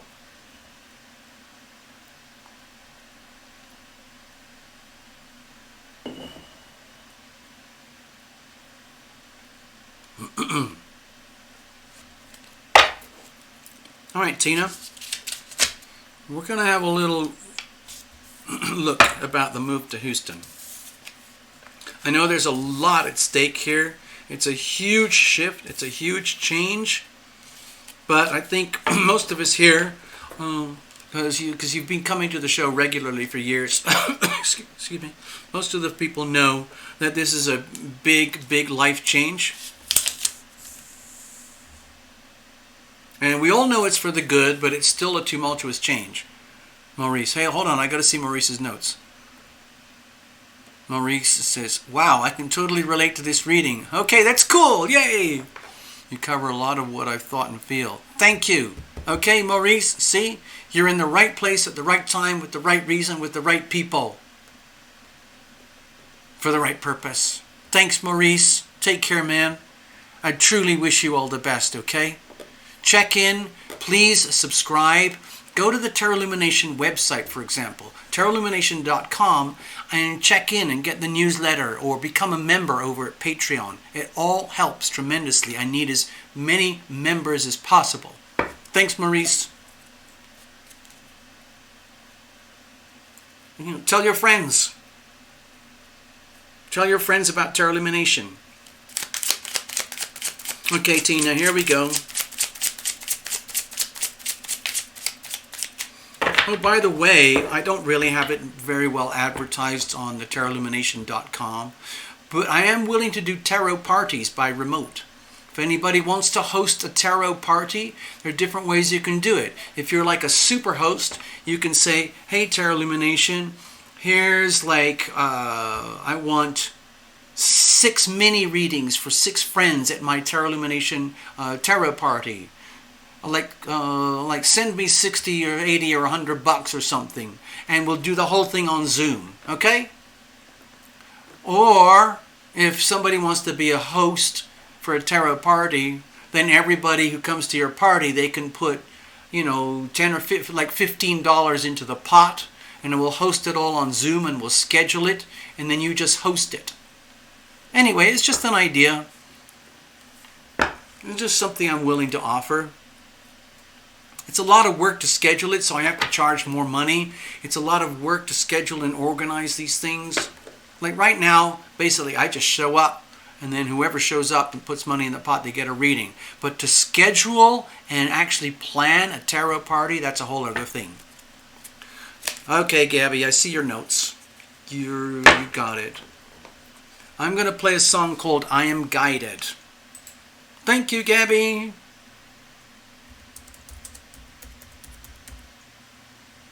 It sounds like this.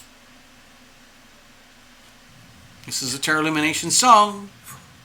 I am guided, I am protected, I am guided, I am protected, I am guided, I am protected, I am guided, I am protected, I am guided, I am protected, I am guided, I am protected, I am guided, I am protected, I am guided, I am protected.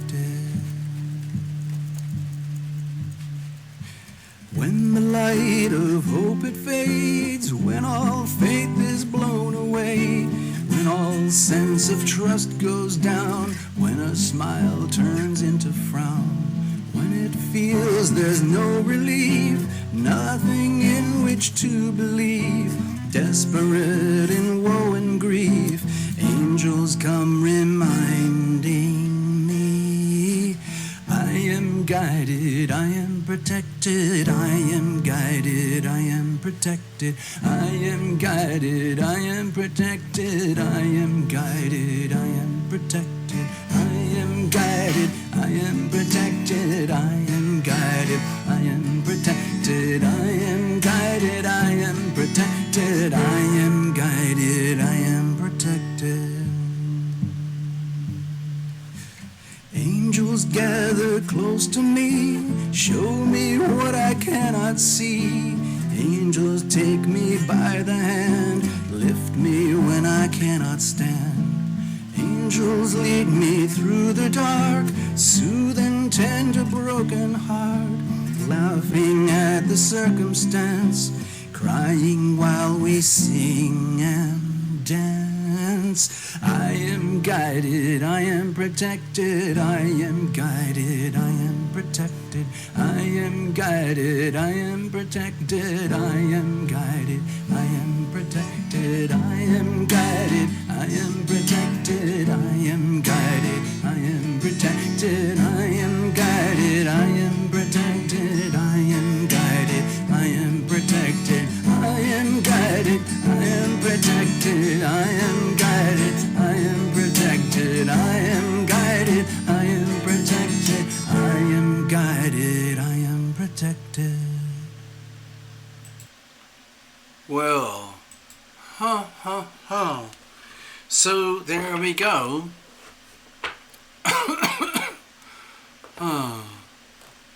Gabby Girl needs a tiny break. Okay, everybody take a break.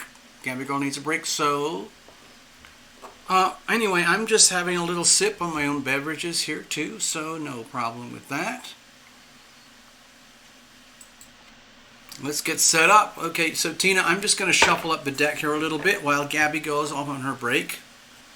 Okay, be right back, no problems. Thank you, 123. Yeah, that can be your birthday present. How about that?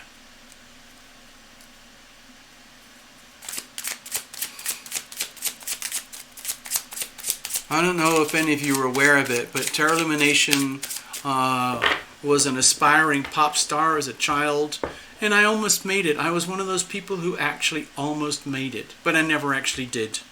But I had a damn good shot at it, and I had a damn good fun trying it. And I've had the good fortune to experience things that many people will never dream of in their whole lives. And I got to do it. I'm a very, very lucky man. I'm a very, very wealthy man. I'm a very, very happy man. I'm a very, very blessed man. And it's true. It might not look like it, but it's true.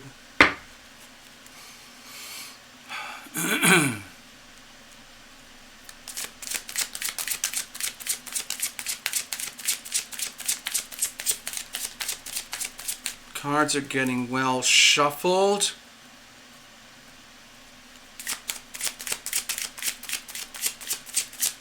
And after Tina, it is Sarah over there in Libya. Libya is so far away. Let me show you Libya.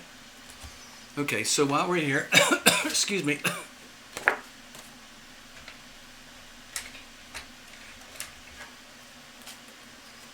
Okay, so just for fun, this is just a little filler thing, okay? Okay, here's Terra Illumination. Okay. Terra Illumination is now broadcasting live from the Love Tribe residence over here in Las Vegas, Nevada. Wow. Who would have guessed? Terra Illumination has a main camp over here in Los Angeles, California. Some of you are scattered across the United States, I happen to know. Tina is over here in New Mexico, soon to be moving to Houston, over here. Nikki is up here. Ivona is up here. Maurice said he's up there in Massachusetts. Okay. And Gabby Girl is over here in Chicago. Robin's Realms, I think, I think it was Texas, right? Yeah. Fritily's back east, okay, over here. Path is over here. I just happen to know these things. Who did I miss? 123 said they're from England, but actually from the Netherlands, okay. All right. And what was the whole point? I had a point. I had a reason. Oh, yeah. Sarah. Like sometimes we have Lena. Lena from Argentina. Lena is over here in Buenos Aires. Okay. Lena from Argentina is over here. Sometimes we have people from over here. Sometimes we have people from over here. And we have Pam Bam and Karen Clark from over here in New Zealand. They came in earlier on the show. We've had people from India, but for tonight, we have Sarah, who's from right over here in Benghazi, Libya. So there you go. How cool is that? How cool is that?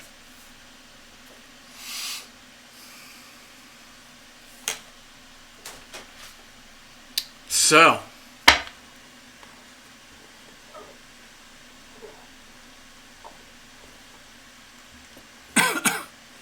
give me a second.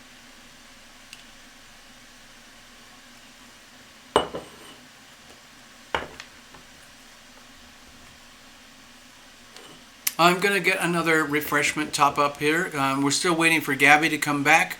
Oh, she's back. Sorry, I see you. Hi, Gabby. Okay, so let's get going. Okay. Well, everybody, we already know this is going to be a good thing. But I think what Tina is worried about is like the hidden nuances. The hidden nuances of this transformation. It is a big transformation. Some of you know Tina very well.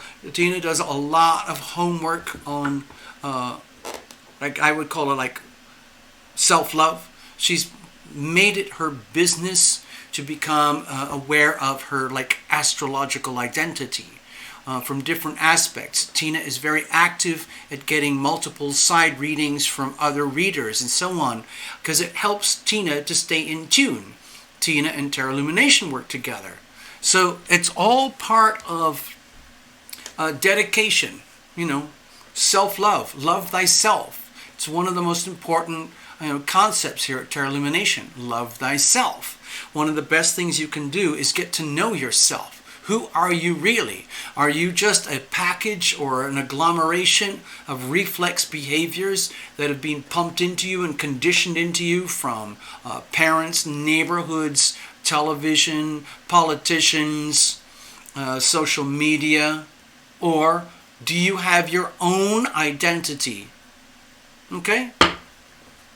Tina is very determined to not only claim her own identity, but to maintain her own identity and to honor her own identity and her life accordingly. Okay? Okay.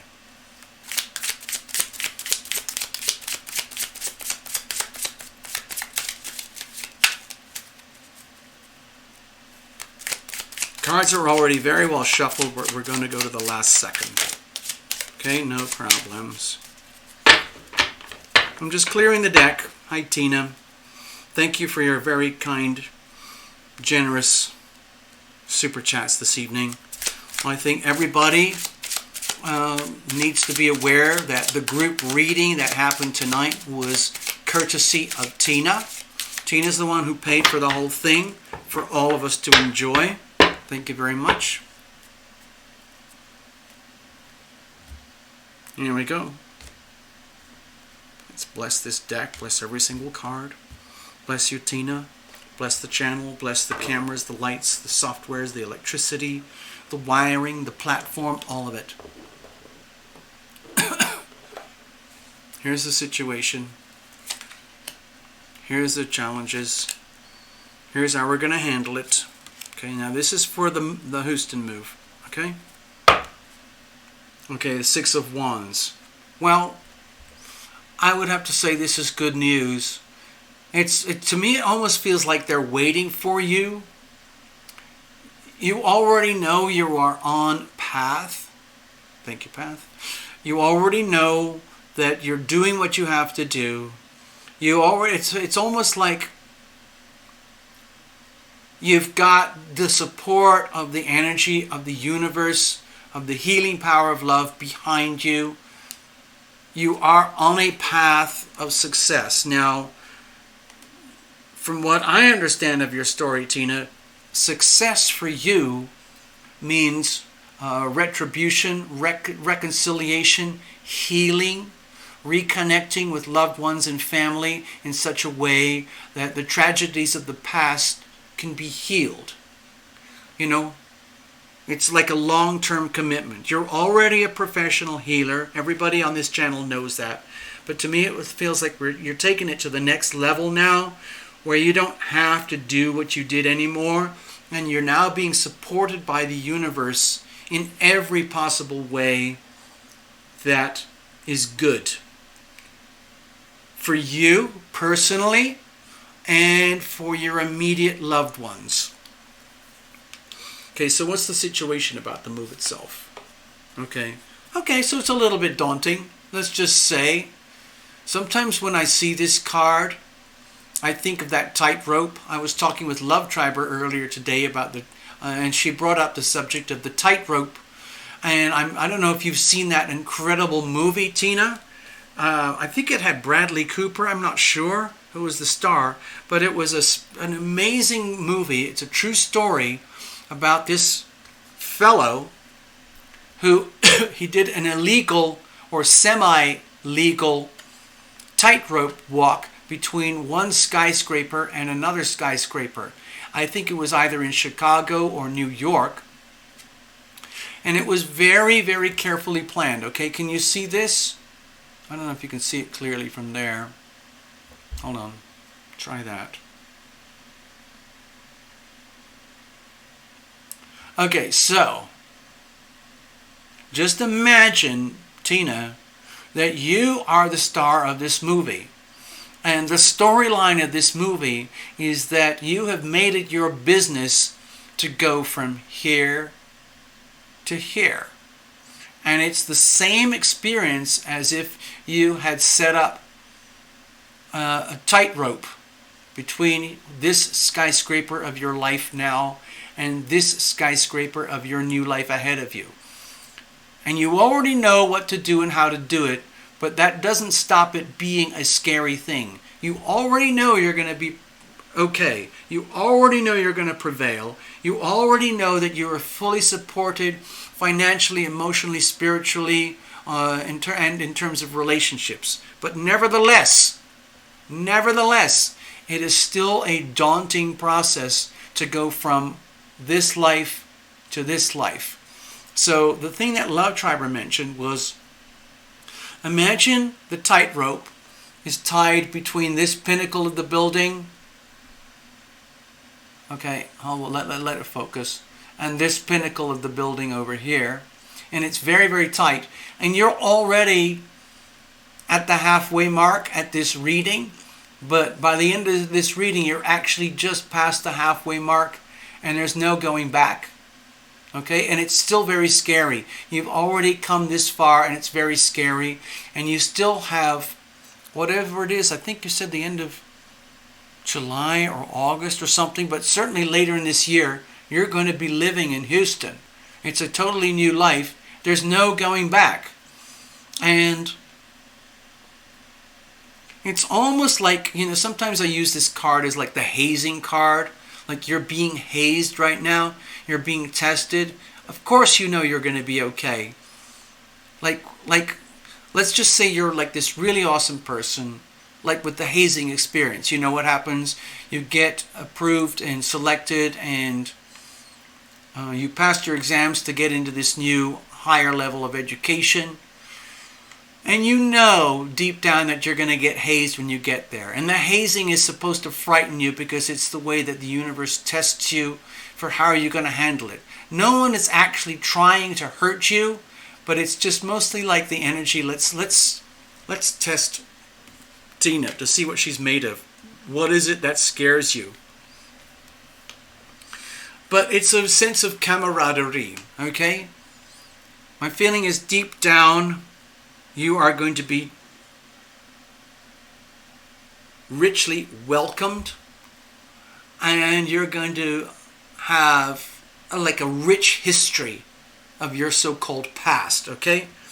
If you look at this like time before the eclipses, time after the eclipses, you're living through the eclipses now and for the rest of this year. And then by 2021, you're going to have a whole new life ahead of you.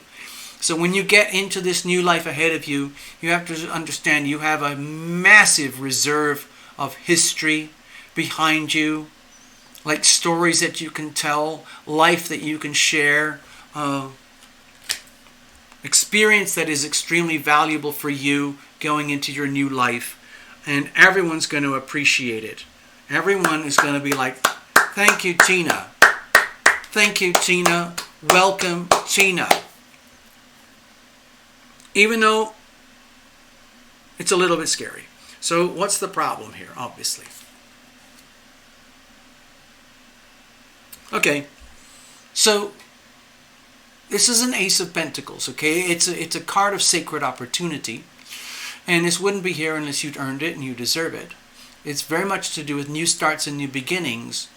But what I'm sensing here is that deep down, because you are dealing with new starts and new beginnings, a new life, a new world, a new location, like a new mission in life, a new purpose in life, a new sense of value and values, my feeling is that you're, in some ways, even though you've got a lot of definition already, things are already in line. You're already deeply supported by the universe. The transition is already happening. Everybody on the show knows that.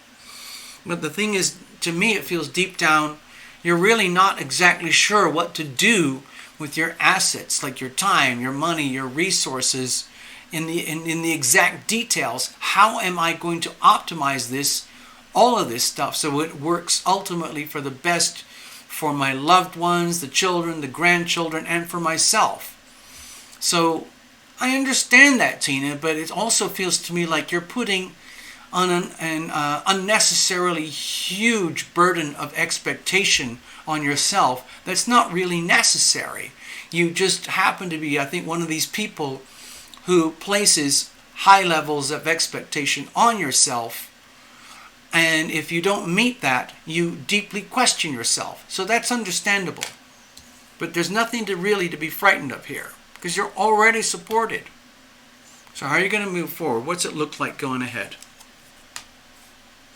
Okay, you face the fear and you do it anyway. Okay, with the Nine of Wands, you've already known that you've known for a long time, for months now, perhaps even a year or more, that everything that's happening right now was going to happen. The thing is, it's now happening. It's happening right now.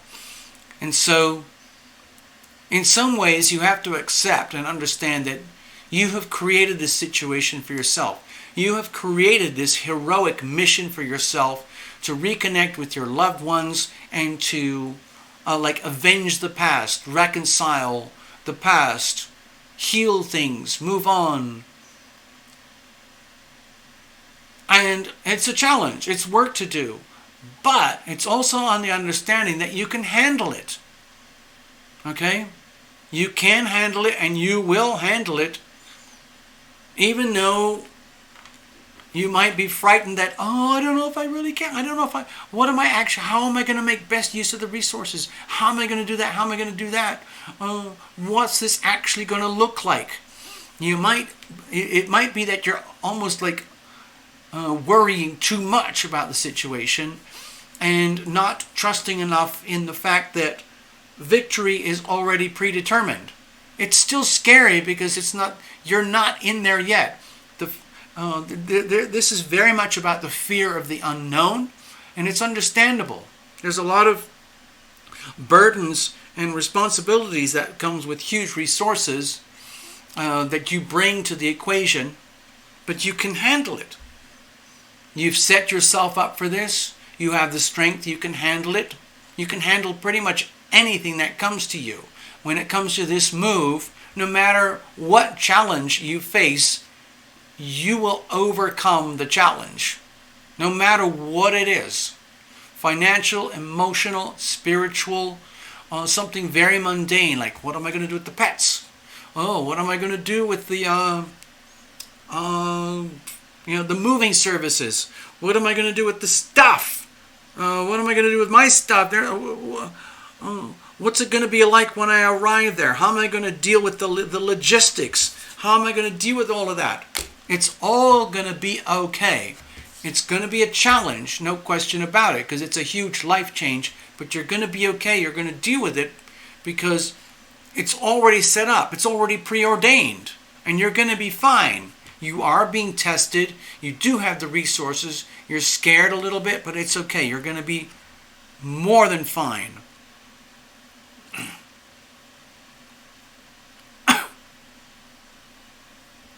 Hold on, let me have a look. Problems with closing. With the sale of my Santa Fe house, my buyers back out of the closing. Let me read that.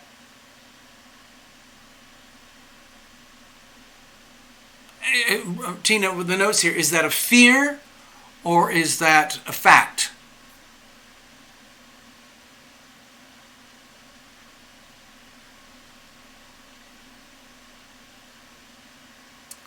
Hey, Savannah Ross, I see you there. Just give me a second. I'm trying to sort things out here with Tina. Tina, this is very serious. What I'm talking about, I can't scroll back too far in the notes right now. I'm in the middle of the reading itself. But what I'm sensing here is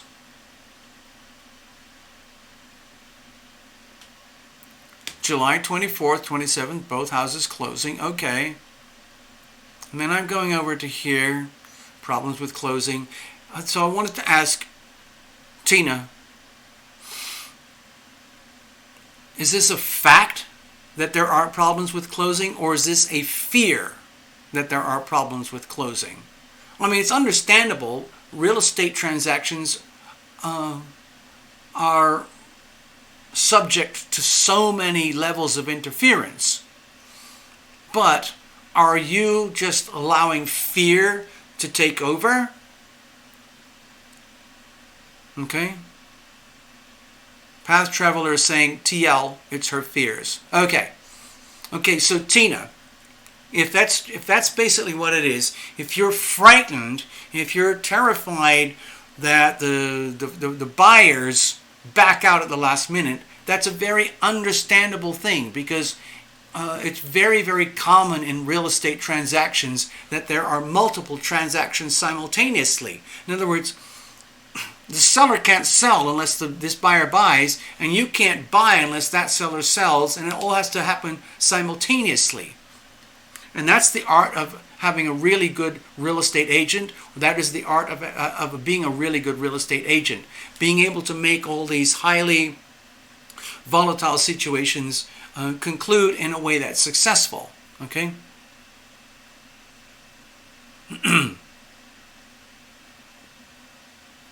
Path Traveler has a good point here, Tina.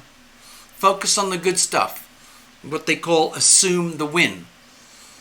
Remember, energy flows where attention goes.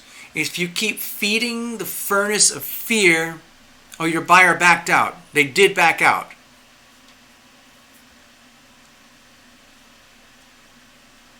What are you going to do now? What are you going to do now? Tina, what are you saying?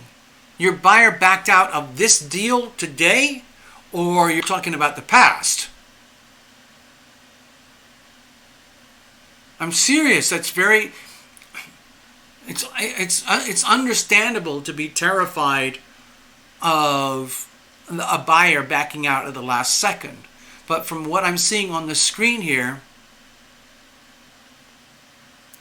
it sounds like actually everything is in motion. You're just terrified of a repeat of the past. That's understandable. Okay? Okay, so Tina, it says here, your daughter is flying to meet you next weekend to help you move. So that's an assumption that everything's good. I know sometimes it's dangerous to assume things, but let's stay positive. From my perspective, this reading is a good indication that you're going to be okay. Okay, you're going to be okay, but it is a kind of a tumultuous change, a big shift. And there's every reason to feel doubt. This is a very, very powerful card of fear and doubt. So it's perfectly understandable. But fear, have you heard this expression, Tina? What is that expression? Oh, it goes like this. Fear. What is fear? Fear is false evidence appearing real. Now the thing is, if you got screwed over in the past, and that leaves a huge fearful shockwave inside of you, and you have a deep fear of that shockwave being triggered again, that's perfectly understandable. But that is fear. Fear is not fact. Okay? Fear is false evidence appearing real. F-E-A-R. Let's stick with the facts. Adhere to the facts. As far as we know, you're closing on the 23, 24, 25, 26, 27th, okay? That's new starts, new beginnings with the home. That's around the Cancer new moon. So that, to me, that feels very auspicious in a good way, okay? That's how I see the reading here. Okay? It's understandable to be frightened. From what I'm sensing here, you can handle it because you can. No, Tina, yeah. Actually, it's good that you're reminding everybody here, because everything that happened with you happened in kind of a lot of shock waves simultaneously.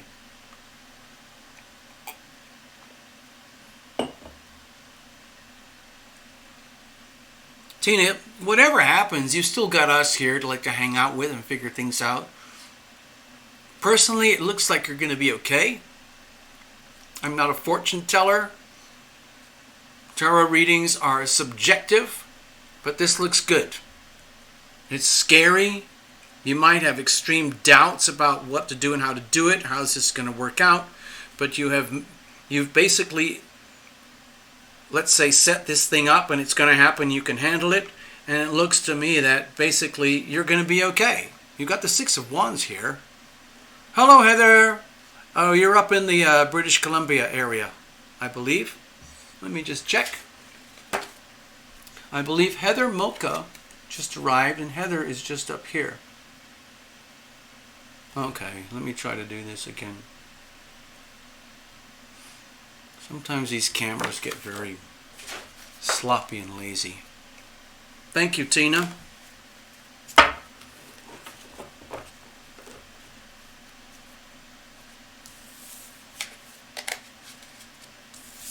Hey, Tina, are you talking about Mr. Ross, Sir Gregory Ross? Sir Gregory is a very substantial being. You know, Tina, you know Gregory is in New Mexico. Set it up, guys. I can introduce you. If you want me to introduce you guys, I will do so.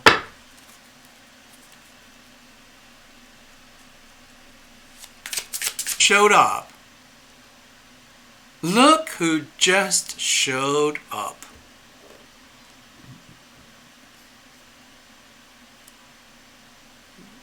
Mr. Gregory Ross, we were just talking about you. We were just talking about how it would be so much fun and so cool if we could just get Tina and Gregory to meet up for coffee somewhere. Tina is over in Hemis Springs. Gregory's over in Santa Fe. On this map,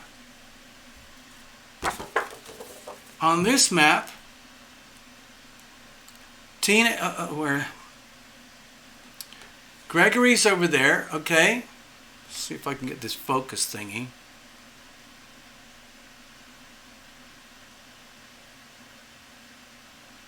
There's Albuquerque. I can't remember where. I'm going to introduce you to Gregory. And Gregory, I'm going to introduce you to Tina, just for the hell of it. Okay? That's going to be fun. Woo! That's a phone number. I don't think this website will let me show phone numbers, Tina. But I'll do it. I'll send it over to... I'll sort it out, okay? Give me a second here. I'm going to do this off camera. Give me a second. Doopy-doopy-doo, doop-de-doop-de-doo, doop-de-doo, doop-de-doo. Okay. Okay, I got that.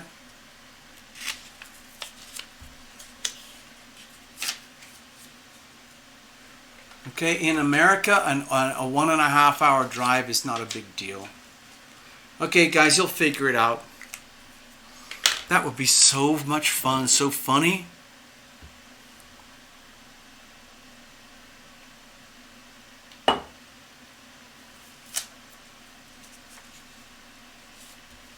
All right, Sarah. Thank you, Tina, by the way. Thank you so much. Good evening, Sir Gregory. And let's move on. We're going to move on. We're going to do a reading now for Sarah. Sarah, are you... Hold on, let me just check in this with this thingy here. Okay.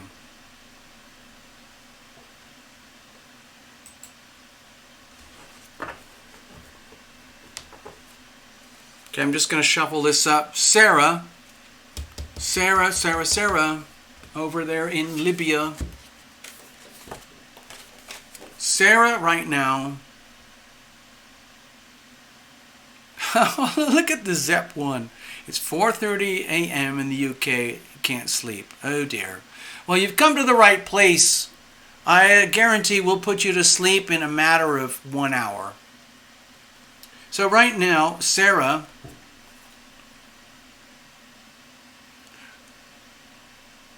am I done? Well, I can still do. I've probably got a little bit of energy left inside of me. So over here, there is Libya. Sarah is up there. Okay, Benghazi. Okay, isn't that cool? Look at that. Sarah is over here. Tarot Illumination is over here. And we're doing a live tarot reading. I think that's really cool. Hello, the Zep One. Where are you? Where are you, the Zep One? Oh, you said the United Kingdom. Okay. The Zep One is over here. It's 4:30 in the morning. Dear the Zep One. Okay? I just want to let you know. Dear the Zep One. I don't know if this camera can handle it, but you see London? I used to live in London. I had an apartment in Islington. Over there, that's Norwich. I used to live in Norwich. Over there is Oxford. I used to live in Oxford. Over there is Winchester. I used to live in Winchester. Over there is Bath. I used to live in Bath. So, and I've traveled all over here. So, dear the Zep One, I know England. I do miss the pubs. I can't eat dairy anymore, but right now, if I had my wish, I would have a pub lunch, a ploughman's lunch with a big chunk of old cheddar or a stinky Stilton with a pickled onion and some bread, pub bread, and a pint of bitter. Oh my gosh, I'm getting all sentimental. Oh. Shrewsbury. Okay, Shrewsbury near Wales. Okay, hi. Hello. Well, the Zep One. You are in the right place at the right time with the right people for the right purpose. Welcome. Sarah, where are you? Oh, hold on. I see something from Gregory. Yay, the pubs are back open now. Okay, guess what? Dear the Zep One, there was something that came on my smartphone news feed today that said, hey, guess what, everybody? The pubs are open in England. Hold on. I saw some, hey, the Zep One over there in Shrewsbury at 4:30 a.m. Something came through on my little smartphone news feed thing. It said, oh no, beware the United Kingdom. The pubs are open now, but people are so freaked out. Are we going to be facing a new disaster of alcoholism taking over England? Oh no, oh no, oh no. Because, you know, people are freaking out about the China virus and everything. And so the first thing to do, obviously, what do? You go to the pub. Duh! And you have a pint of bitter. I'll have a pint of bitter, please. And a shandy for the missus. Does that ring any bells with you, the Zep One? Well, I can't remember. I mean, it's changed. I haven't lived there in England for a long time, but I do have a very deep affection for the pubs. The British Isles are amazing. England, Scotland, Ireland, and Wales. I know you are feuding all the time, but it's just one beautiful thing. Okay? Hold on. Sarah Al-Shaikhi, where are you? Gregory Ross, Mrs. Oxford, the UK as well. Whoa! And Tina's talking about the drive from Hema Springs to Santa Fe. Apparently it's great. Okay, anyway, listen, so I have to make a magic post-it note for Gregory, and then we have to read for Sarah. Now, I asked if Sarah could show up and maybe put the...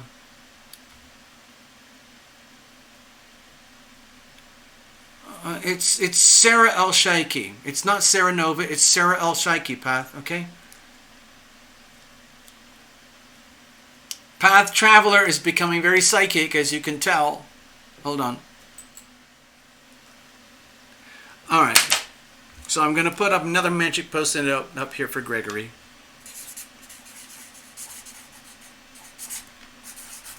Thank you.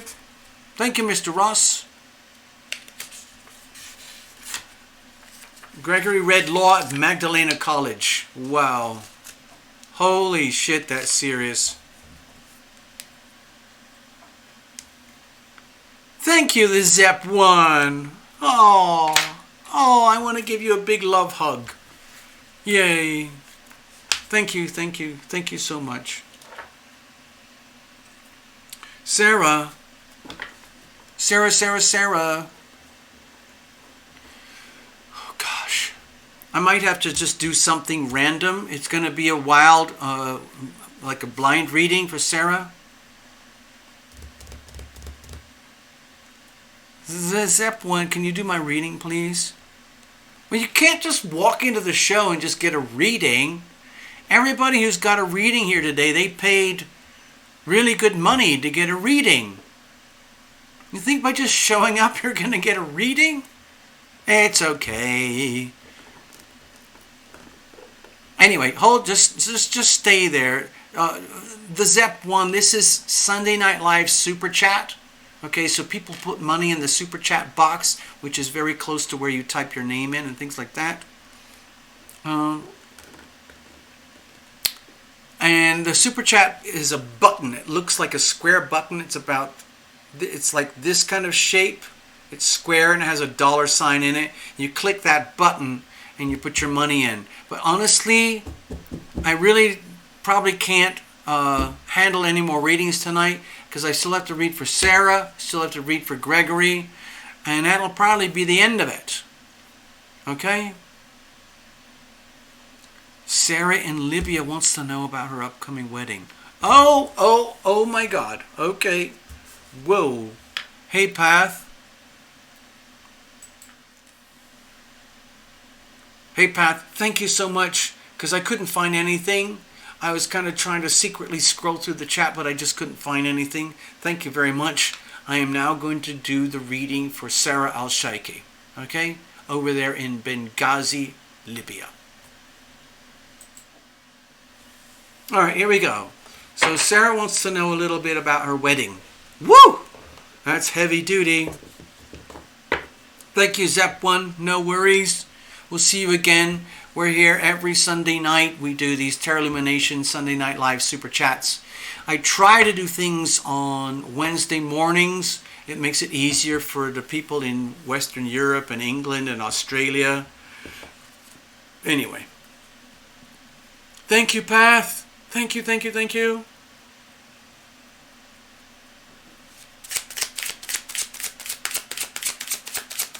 I didn't know Sarah Nova was here.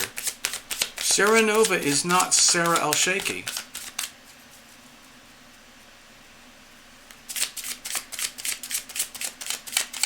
Thank you, Zep One. For the time being, just treat this show as a way to help you to get back to sleep, okay? Think of it as like medicine, okay? You are starting to feel sleepy. Everything's going to be okay. It's all just a dream. You are guided. You are protected. There is hope. You are surrounded by angels. You have invisible friends who love you and care for you. They only want the best for you, the Zep One. Wow. Did you hear that? What was that? There was some kind of like voice that I heard. Whoa. Wow. I think that was for the Zep 1. Okay, let's have a look, Sarah. What's going on about your wedding? Doopy-doopy-doo. The thing about weddings is that the expectation levels are astronomically high. Thank you, Path. Here we go.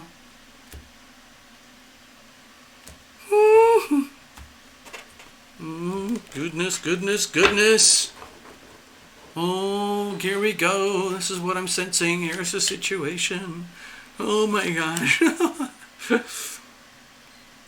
Here's the situation. Here's the challenges. Here's how you're going to handle it. And let's have no worries. No worries. Whatever this card says, okay? We're going to allow for a little bit of this, okay?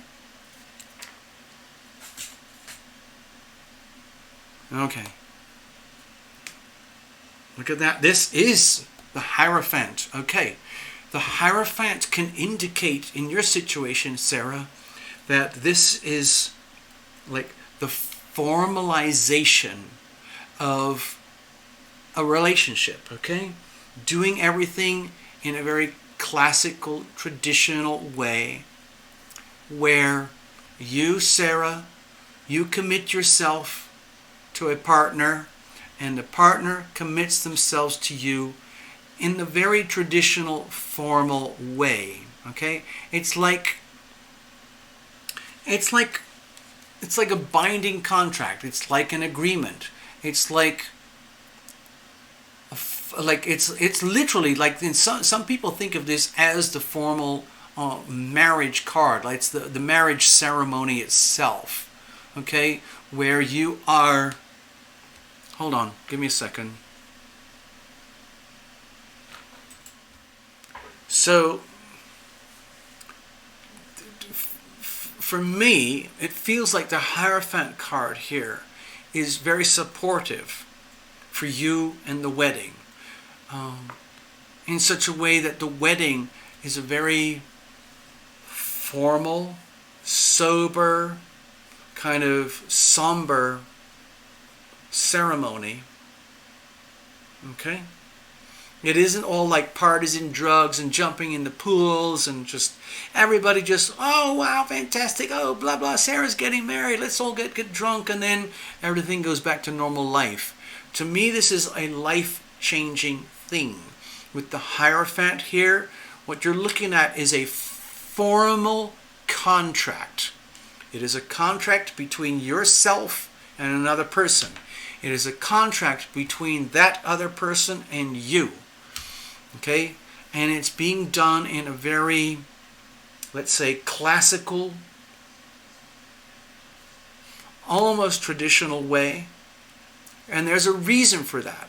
Is because a lot of people enter into relationships for all sorts of purposes, like, oh, just for sex, or just for having fun, or for a learning experience, or for a way to escape and avoid something, or for convenience, or for exploitation, or for escape, or whatever it is.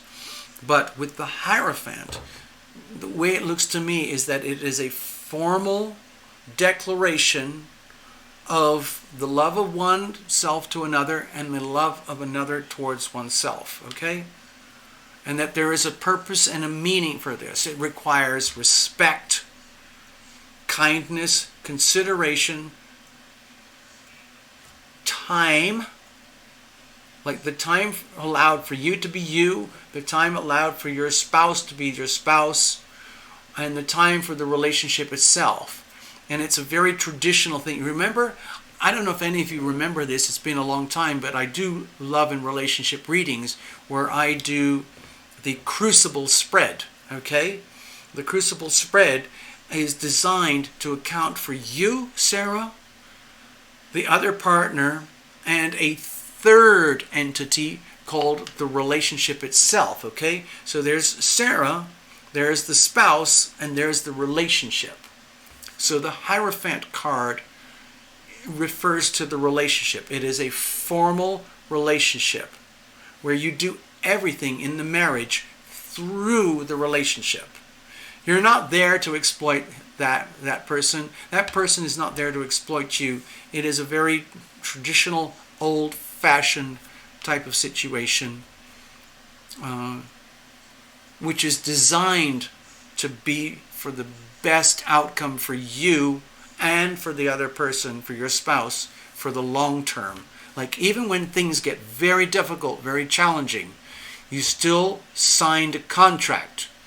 You signed a contract, they signed a contract, and that contract is witnessed by other people. So you are expected to honor the contract, your spouse is expected to honor the contract, and your friends and loved ones and family are expecting you both to honor the contract of marriage between yourself and your spouse.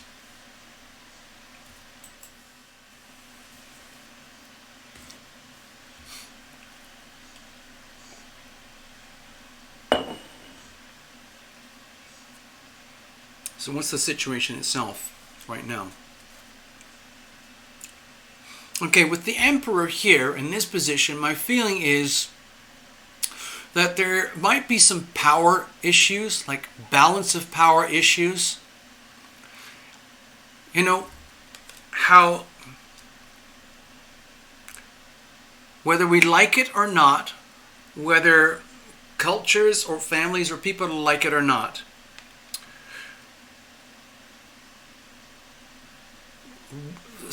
there is a percentage of women in the world now who are enjoying more and more freedom of speech, freedom of expression, freedom, power, and the ability to be themselves, even in the context of relationship. So with the Emperor here, the situation to me feels like we have to understand that to me it feels like there's power dynamics going on here. Like, who is going to be the boss in this relationship? Are you going to be the boss? Is your spouse going to be the boss? Are you going to share the duties and responsibilities of the relationship as though you own a company together? Okay? So, to me it looks like a balance of power. Balance of power issue. Let me go back here. So, you know, the Emperor is a very dominant male kind of card. And so, I don't know what it's like in your world, in your religion, your culture, your family, your heritage, whatever. But if there is a natural oh my gosh. Oh my God, am I going to sneeze again? Oh my God. Oh. Hold on. Okay. If there's a natural, automatic assumption that the spouse, once the marriage is concluded, the spouse is automatically the boss.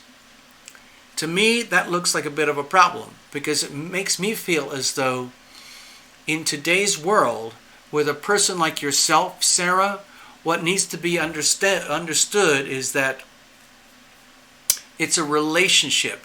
Both of you own the relationship. Your spouse does not own you.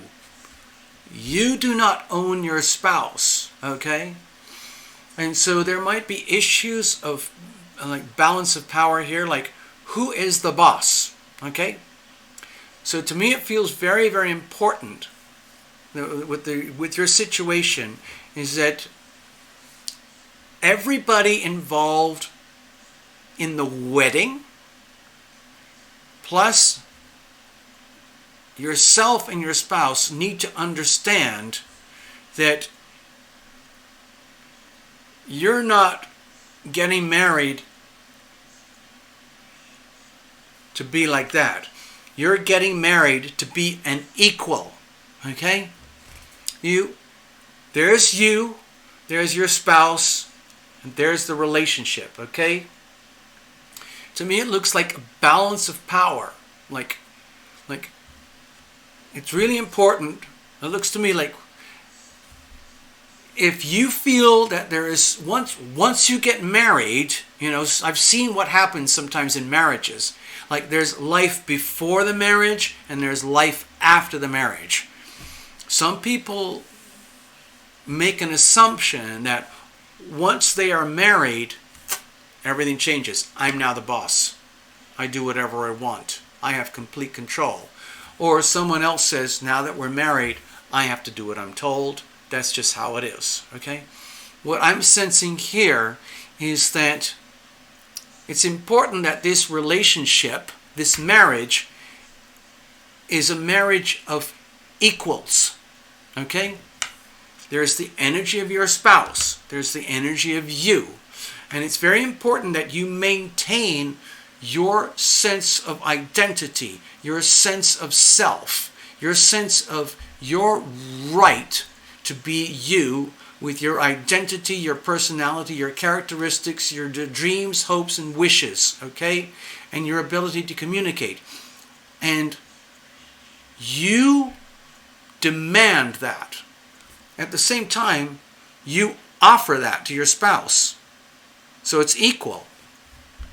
I demand respect and honor and love in this relationship. And on that understanding, I offer respect, love, and understanding in my relationship. This is not a relationship where I own you or you own me. It's not that at all. To me, it looks like this marriage is destined to be a marriage of equals. And that might be a problem, okay? Sometimes it's very difficult to maintain the balance of power. All I'm suggesting is when I see the Emperor here, to me it feels like it's very, very important that you maintain your integrity as Sarah Al-Shaikhi. Okay? No matter what the ceremony says, no matter what your family says or their family or your friends and everybody, it's very important that you maintain your integrity, your identity, your power.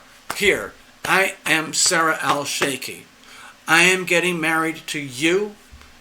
You are getting married to me. This is a marriage of equals. Okay?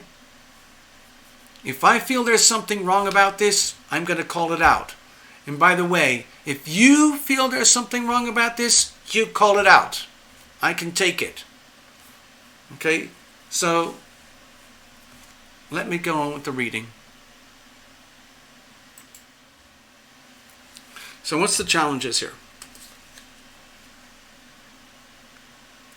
Okay, so with the High Priestess here, my feeling is that there's a deep fear of the unknown, a deep fear of how is this actually going to work out in real life. Like there's this 2020 is a historical year. So for you, Sarah, this historical year is happening right now. We're right in the middle of it here in 5th of July 2020. We just had 3 eclipses in a row. You've got this wedding coming up. To me, it feels like there's a deep fear of what you don't know. Like the High Priestess energy, in some ways, is basically the understanding that you, Sarah, will discover what you need to know, when you need to know it, how you need to know it, when you need to know it. Okay? Not before, not after. In other words, secrets will be revealed. And the problem is that sometimes this is very uncomfortable because it would be so much nicer to know in advance what are the problems that I face in my marriage over the next 3, 5, 7, 10, 15, 20 years. The thing is, you don't know. But a lot of people, when they get married, they don't know. It's perfectly okay to be concerned about the mystery, about the sacred mystery of marriage, because I don't know if you've been married before, Sarah, but if you have never been married before in a formal context, you could basically say that there is life before marriage and life after marriage, because I guarantee things will change. So my feeling is that you have to still maintain your integrity. It's a very formal, traditional, old-fashioned thing. It's okay for you to be very concerned about the mysteries and the expectations, the things that you don't know about. Oh, are we supposed to have kids? Are we supposed to not have kids? Are you supposed to, have a job or not have a job? Are we going to travel? Are we going to stay at home? What are we going to do? We don't know. So how are you going to move forward with a lot of trust? In other words, you're going to require a huge amount of trust going forward in this relationship.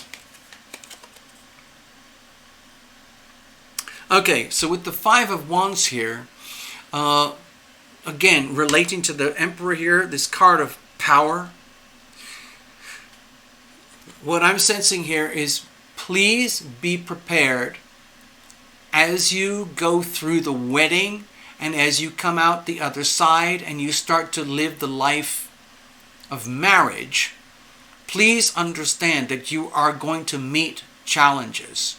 You're going to meet, let's say, circumstances that will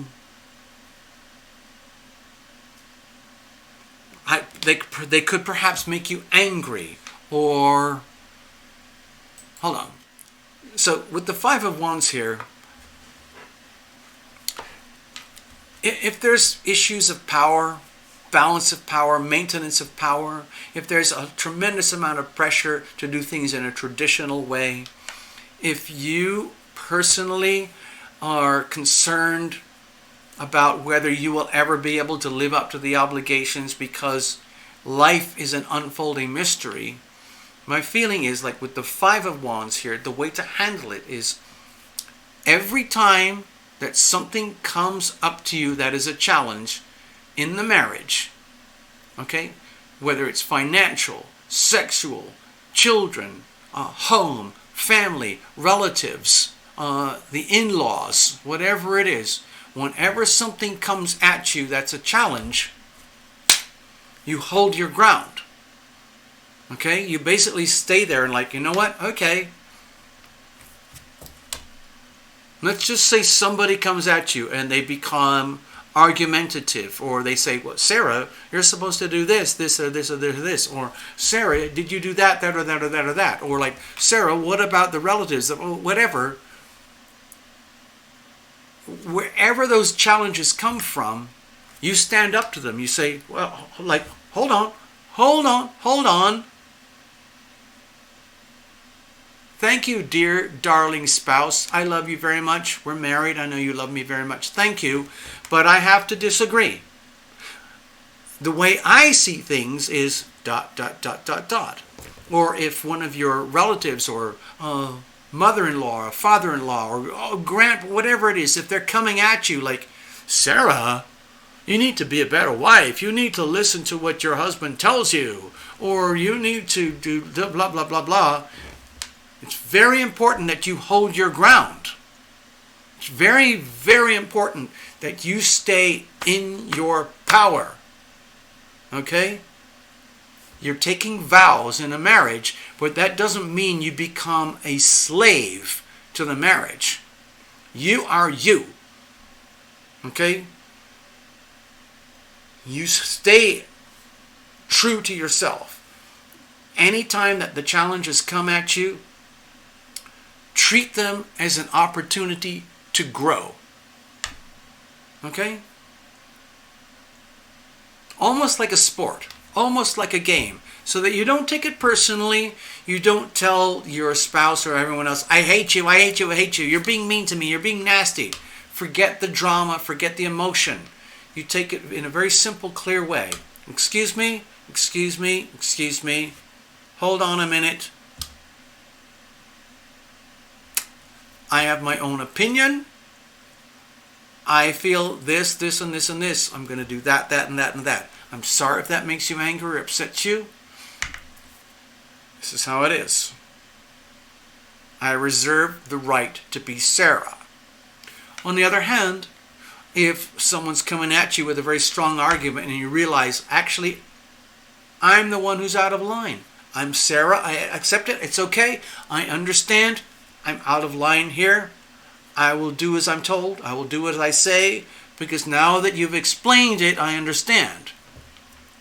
But I'm not going to just do what everyone and anyone tells me what to do and how to do it. Okay? It's very, very important that you stand your ground. And with the Five of Wands, every time that you face any kind of challenges in the marriage and you stand your ground, you will grow. Your spouse will grow. The marriage will grow. Okay? It might be tough and challenging at times, but it looks like growth to me. Okay? Okay. All right, so let's leave it at that. I think I've... Hold on. Yeah, Sarah, I don't want to add any more to this. Dear Path, thank you very much. Dear Sarah, when you get a chance, say thank you to Path Traveler. It sounds like, Sarah, you had to go, but thank you, Path Traveler, for this message about Sarah and her wedding. But it looks to me it's a little bit bigger. It's more about Sarah and the marriage. Okay? I hope that makes sense. Let's shake it up here. And now we're going to move on to Mr. Ross. Thank you, Gregory. Take care.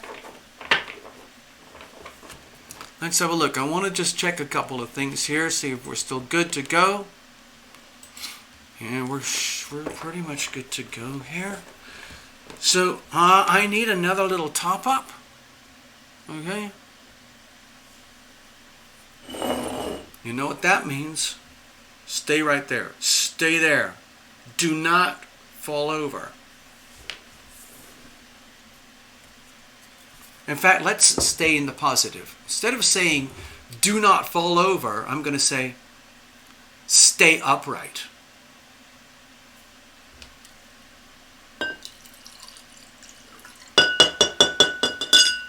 Delicious. Yum. Okay.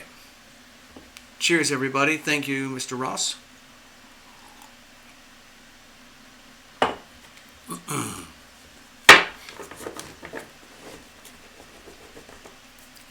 I gotta shuffle all this stuff up.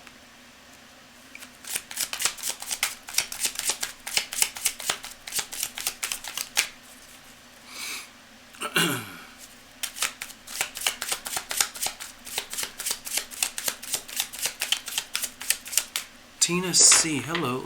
Tina C. Hello. Welcome. Hello. Welcome, Tina C. Thank you for the support there, Love Triber. Much appreciated. Good night, Robin. Apparently, I can't tell for sure, but it looks like you're heading off. Toodaloo.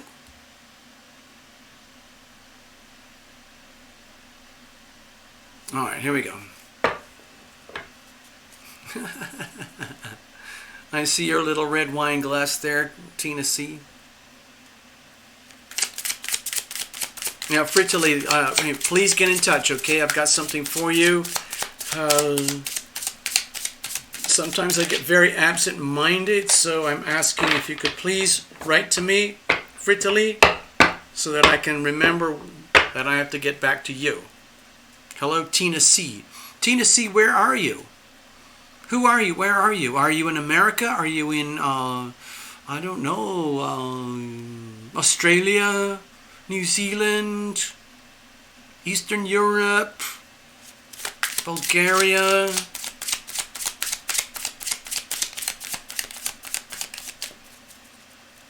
Mr. Ross, Dealer's Choice. Thank you. Okay, you got it, Mr. Ross. Dealer's Choice. It's coming up. We're going to go big and wide.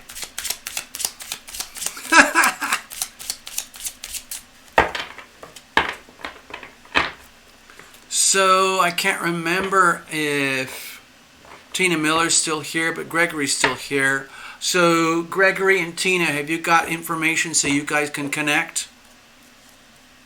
Tina C is in Las Vegas. Tina?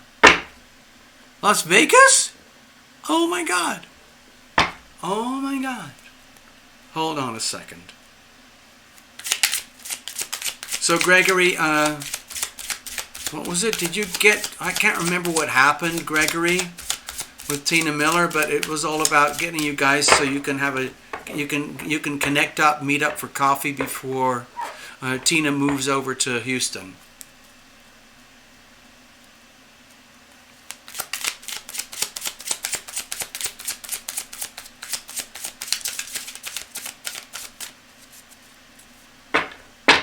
Thank you, Fritali. Got it. Okay, I'll see it later tomorrow. Okay, Gregory, so you're good with Tina Miller. Good, excellent. Okay, fine. That's fantastic. All right, this is the last reading of the evening, folks. 50 years in Las Vegas. Oh, my God.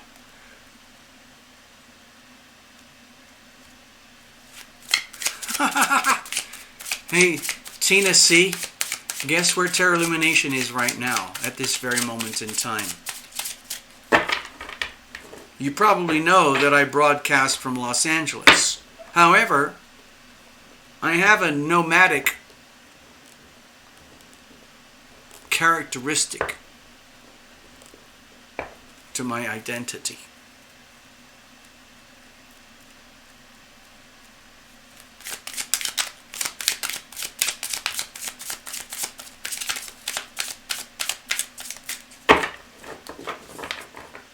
Yep.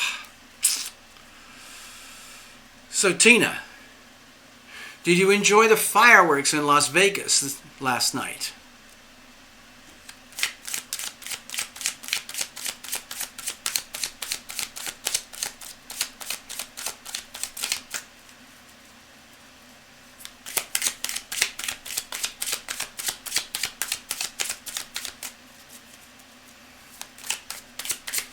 All right, here we go.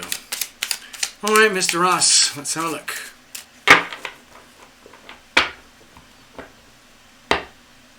Clark County, that's Las Vegas.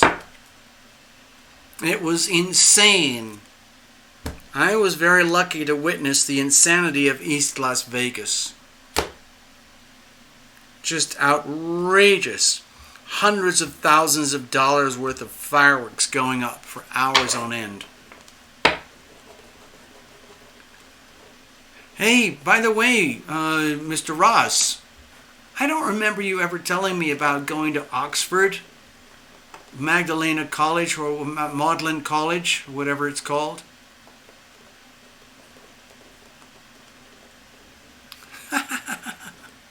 You thought you were in the Civil War. Sounded like cannons. Okay, so Tina, we probably shared a past life together because I have very strong past life connections to the American Civil Wars and the American Wars of Independence. All right, Mr. Ross, here we go. Cards are already well shuffled. I'm just going to go for it. Actually, you know what? I'm going to shuffle again. I need to feel extra super safe, super secure.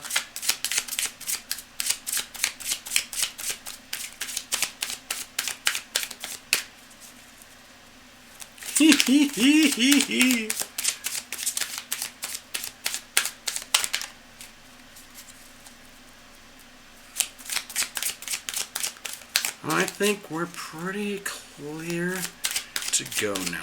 All right, this is good. Okay, a little bit jumpy, It's okay. I'm going to cut it up again. Nice and classic. Here we go. Here's the situation. Here's the challenges. Here's how we're going to handle it. And let's have a look at the weather for you. I'm still going to reference the same thing of everybody else. Okay? This is what I call the weather. It might not mean anything to you, but this is very important from my perspective as your reader.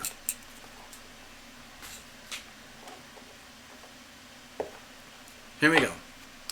So the Two of Swords. So right now, my feeling is that at this very moment in time, right now, as aligned with the eclipses, it's very, very important that you make it your business to tune in as much as you can with your most psychic frequencies possible.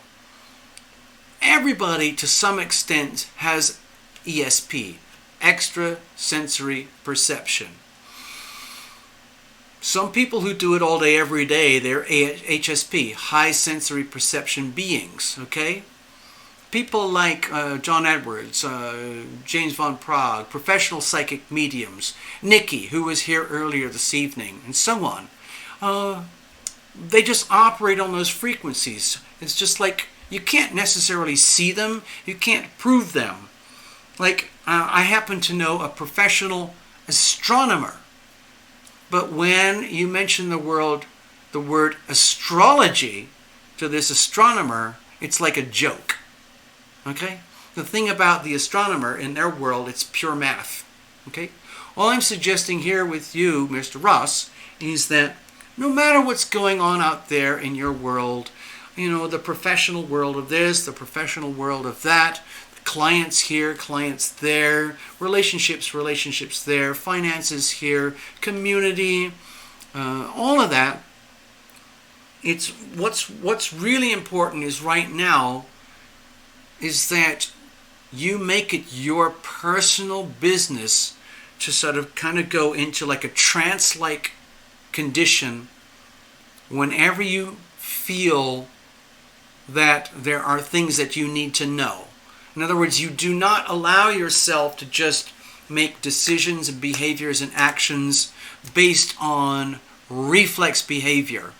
To me, it looks like it's very important that any time during the day, whether it's grocery shopping, doing your accounting, your billing, your monthly finances, communications with friends and family, clients, whatever it is, you always check in. You do like a little bit of a tense. Well, have you ever heard of that expression, like a, what's it called? Like a 10-second delay thing. Hold on, it's sort of like in other words, just you just get like, oh, I got to get in the car. I got to pick up some groceries. I'm supposed to meet somebody. I'm supposed to hold a gathering. Someone's coming to see me. I'm going to see somebody. I have to take care of stuff with the finances. I have to do some homework, whatever it is.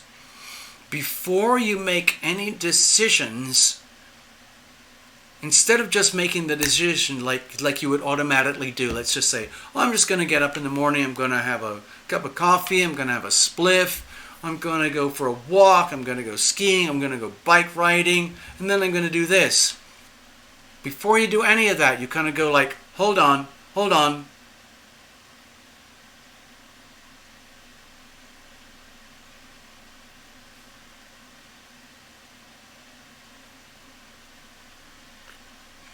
And during that moment of silence, you ask for the information that you need to receive to come to you in a way that is very pure and clear and no ambiguity.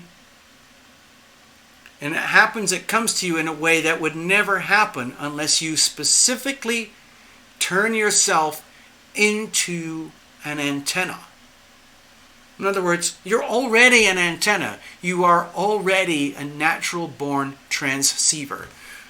You are receiving energy, you are transmitting energy. And many times for a lot of people, that just happens on autopilot. What I'm sensing with the Two of Swords here is that we need to be very, very precise. So, like, oh, I got to sort this blah, blah thing out. Like, hold on. Hold on a second.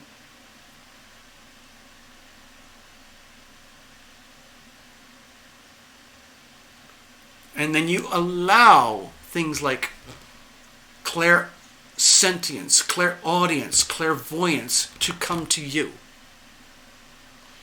You need about 10 seconds because you need the first 2, 3, or 4 seconds just to disconnect from the physicalities of life. And then you have another 7 seconds or so where you can allow the energy to come in.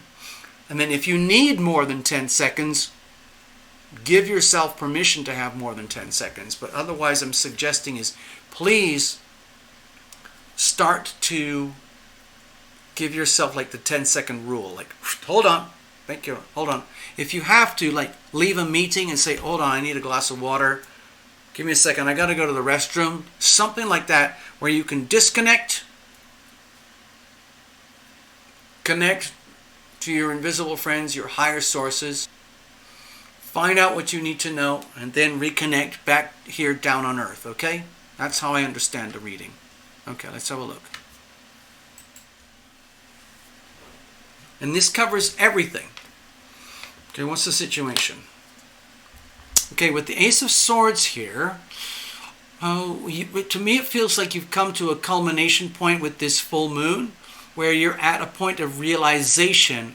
I have an opportunity for new starts and new beginnings, new perceptions, new ways of communicating, speaking the truth, holding the truth, being an ambassador of the truth. Okay? Now, with the lunar cycles the way they're happening, my feeling is that you might not be able to activate this until August, just after the next Cancer new moon, when I believe that this energy will be activated. Okay? I don't know if you can see what I'm pointing at here. Okay? So with all the retrogrades that are happening right now, please give yourself permission to take things very gently, very slowly, as you kind of integrate this new process into your way of living life and doing business. And then once you've kind of done the rehearsals and practice over the next 2 weeks, you actually activate it in day-to-day life from the Cancer new moon at the end of the month. What's the problem here?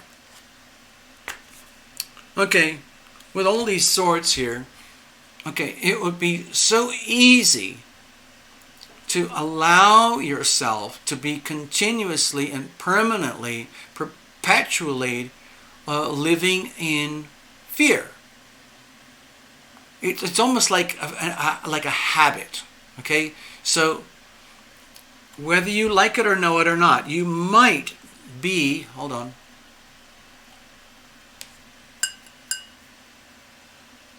you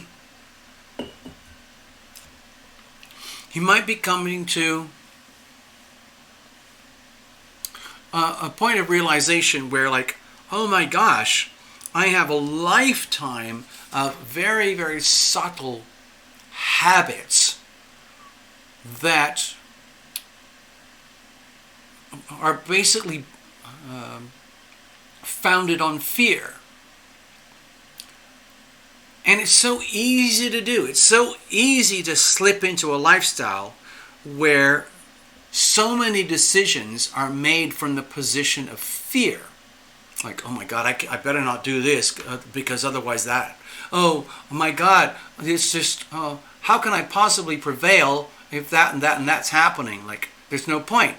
And so, if you're in a position of life where you know you have a chance for new starts and new beginnings, about how the way you conduct business, the communications, how you basically relate to the rest of the world through your communications, both personal and professional, the more you get into that, given the way we talked about here, giving yourself permission to take a 10-second timeout before you make critical decisions, on the understanding each time you make the decision to take a few deep breaths, to go into the process of decision making, so that the whole process of decision making becomes much more conscious. Each time you do that, you're going to expose another layer of fear, another aspect of fear, another characteristic of fear that has been like an automatic trigger that's an impediment. And then you start to realize, oh my God, I've been living my whole life at the mercy of this one stupid, pathetic, debilitating fear. And that fear has no real, genuine proof or power. And the next time you do that, oh my God, another one. Oh my God, another one. Oh no. holy shit. And then you start to realize all these like protocols of thinking and decision making that, you know, have served you well up to a certain point in life are now starting to become redundant, and you need to override all this stuff. You need to start realizing, my gosh, every decision I make is infected with fear in some way or another. And these fears are what we talked about earlier, false evidence appearing real. So what are the facts? Okay, is this fear genuine? Is it based on fact? Or is it just fear based on the past bad experiences? So all of that's going to come up. Like, what do they call that? Peeling the onion? Layers and layers and layers and layers. The fear, the problem that you're going to face in going into this new way of operating is that every time you give yourself like that, what I call the 10-second rule, every time you go into that, it's by definition, you're going to meet up with one of these. And that's a problem, because most people don't want to deal with this stuff. They just don't want it to exist, so they just pretend it's not there. And then they constantly live their life in a state of achieve up to a point, and then I'll go up to here, up to here, up to here, up to here, up to here, up to here, and then they never get beyond their point of opportunity. So the way you access your point of opportunity is by giving yourself the 10-second rule, and then every time you activate the 10-second rule, you're guaranteed to bump into a debilitating fear or thought or concept or perception that has crippled you or limited you over and over again. And then you realize, oh my God, it's just a freaking fear. So what do you do now? How do you climb above that? Well, it's a natural process. You basically, you became the boss of your fears. Like, you become the King of Swords. Like, there is no fear that can control me. I am now the boss of me. I am learning steps. I am taking steps, deliberate steps. For example, by using the 10-second rule to overcome these fears. And the way to overcome these fears is you have to reveal them to heal them. So when you activate the 10-second rule, what you're doing is basically deliberately telling the universe, please tell me the next layer of fear that I have to encounter so that I can basically do, so that I am no longer owned and operated by that fear. I am now the boss of me. I am now the boss of the fears. The fears do not own and control me. I own and control the fears. If I want to, I can choose to let the fears own and control me, but that is my choice, okay? I'm making decisions. The Two of Swords is very much to do with decision making. So it's a very powerful endorsement of the phenomenon of decision making. A lot of people don't want to make decisions because it's too painful. For you, Mr. Ross, the process of decision making is very liberating, so long as you understand that every time you face into the world of tough decisions, you're going to be encountering fear. And then it becomes your job to basically face the fear and do it anyway, and do what you know you have to do what you know is right, so that you become the boss. You are not owned by your fears. The fears still exist, but they don't own you. Okay? That's your reading. Wow, that was a crazy reading. Jeepers. Huh. I hope that made sense. It's very much to do with self-empowerment, but using very specific tools for self-empowerment. That 10-second rule is like, it's an emotional thing. You'll feel it. When you feel the fear, like, I have to make a decision now, I have to respond now, I have to say this, or I want to say this or say that, you basically kind of go, hold on, I sense fear.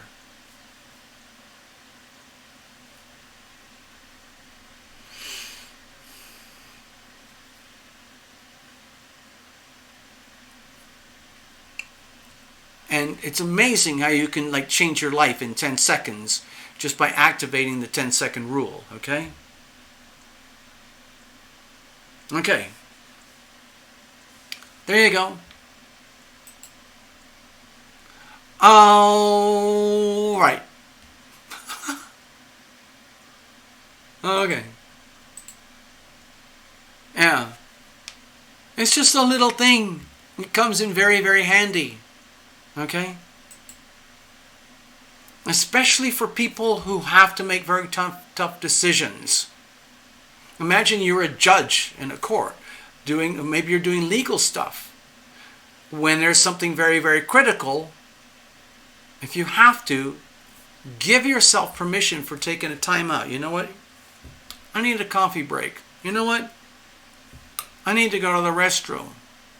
And you deliberately give yourself permission to access the 10-second rule. It can be very powerful. Okay, so there you go. All right, that's it. I'm going to shuffle it all up. That's it, folks. The show's over. Readings are done. Everybody's going home, going to sleep. Everybody in England is waking up. Sarah's going to have her wedding. Tina's going to be meeting up with Gregory. Tina's going to be moving to Houston. Nikki's going to be fine. All of it. I'm sure I've forgotten a few people, but it's okay. I'm just clearing the deck. I like to put the deck away nice and clean and clear.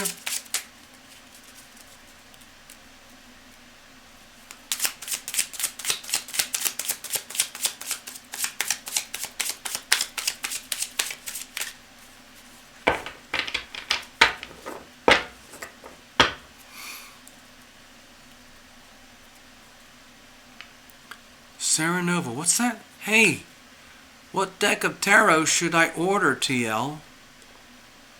Oh, okay, Sarah, are you already? I can't remember if you're already a professional reader or what, but I mean, there is at least one deck that you have to have, and that is the Universal Golden. There's the Universal. What's it called? Hold on.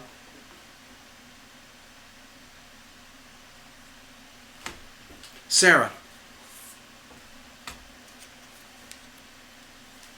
you have to have this deck, at least this one, okay? This is what the packaging looks like. Okay, you can get them on Amazon. It's the Universal Weight Tarot. This is standard size, okay? This is what it looks like. This is the Tarot Illumination deck. I've had it for years. I've done literally thousands of readings with this deck. And it's good for thousands of readings more. It's like this deck is brand new. It's amazing. I don't know how it keeps going. I have no idea why. But it's like a brand new deck, even though the box is very beat up. But if you have no other deck, get this deck. Okay? Thank you, Sarah. Yeah.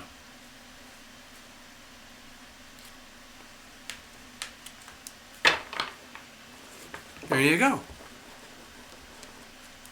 Thank you, Mr. Ross. It's been a lovely evening, everybody. Here's what we did tonight. We did Mr. Ross, okay? We did Sarah and her wedding. We did Tina and a move to Houston. We did Maurice regarding jobs. We did Tina and the group reading. Wow, God, that was fun. And we did a personal reading for Nikki, too. That was fun. Did I forget anybody? I think that was it. Yeah, I think that was it. Thank you very much, everybody. It's been a wonderful evening. Really enjoyed hanging out with you guys. We're going to do this again next Sunday. And by the way, okay, let me do this. Hold on. Give me a second. We're not done yet. Give me a second. Cheers, everybody. Hey, Tina C. This is what it was like last night. Okay? It was spectacular. There was like $200,000 worth of fireworks going on over here in this part of Las Vegas. It was spectacular. Cheers, everybody.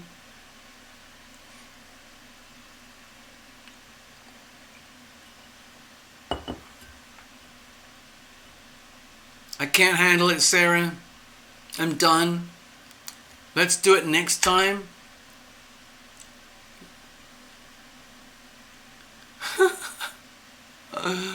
I need all the donations possible. I need memberships. Please join the Terra Lumination Patreon membership thing. There's a link below. Please subscribe to the newsletter. It's on the links below. You can go to terralumination.com. You can book personal readings. We can say anything and do anything. It becomes a lot more, let's say, personal or in-depth than anything we can ever do here on the live shows. But anyway. Cheers. Sarah, we will connect. Actually, we've connected before. I'm pretty sure we've done a reading before. Yeah. Anyway, don't worry about it. I'm done. It's been a pleasure. I love doing this, but there's only so much that I can do in one evening. I wish I could do this every evening. I wish I could do this 2 or 3 times a week, but so far I've not been able to do it. So there you go. Cheers, everybody. I'm going to dance the night away and start wrapping things up here.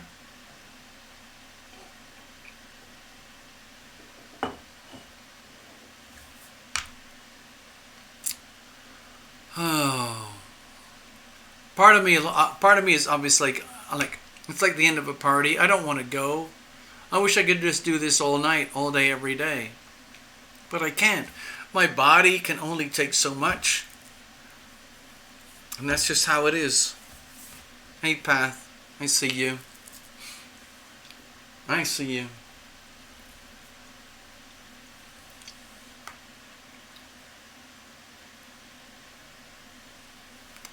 I'm feeling kind of sentimental at the moment.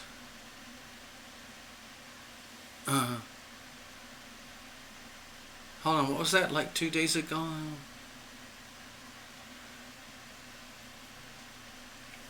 Hey, Sarah, here's another thing. You know what? I know you got $10 to put in the pot, but if you want to do like a little bit more, are you actually a member, Sarah? Are you one of the Patreon members? Because if you're a Patreon member, I give people little discounts. Some people don't do the discounts. They just pay anyway, but it's just another way to, get the best deal, whatever you want to call it. So, anyway,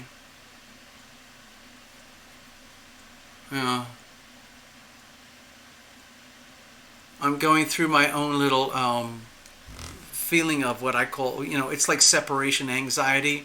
I don't really want to stop, but I know I have to stop because I don't want to end up just like going like this. I can't handle it. It's not healthy. It's not good. So I'm just going to hang out here for just a few more moments, chat with everybody in the chat. Give me a second here. I need another top up. Whoops. Be right back. Look at that. See? It's a beautiful thing. I'm just going to finish the bottle. Yay.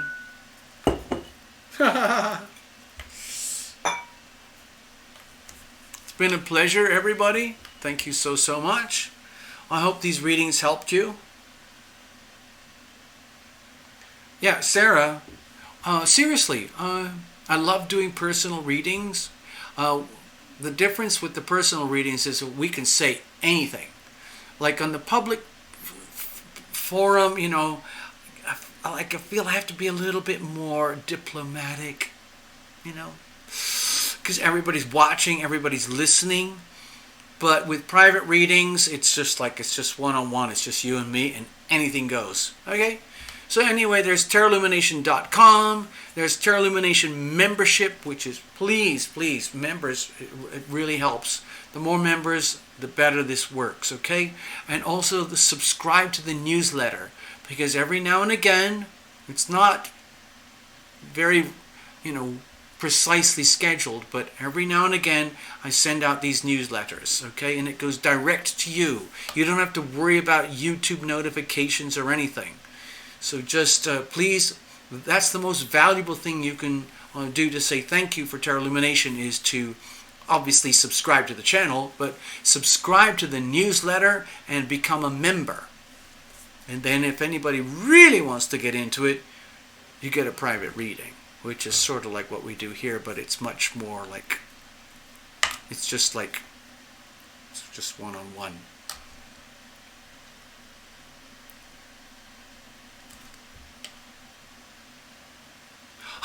Oh, Karen! Oh, well, I just saw the notes there from Karen. It just said, I would like to do a tarot reading party one day for me and my friends. That would be cool. Karen, we can do that. The way I've only done it a couple times before, but there's basically two ways, Karen.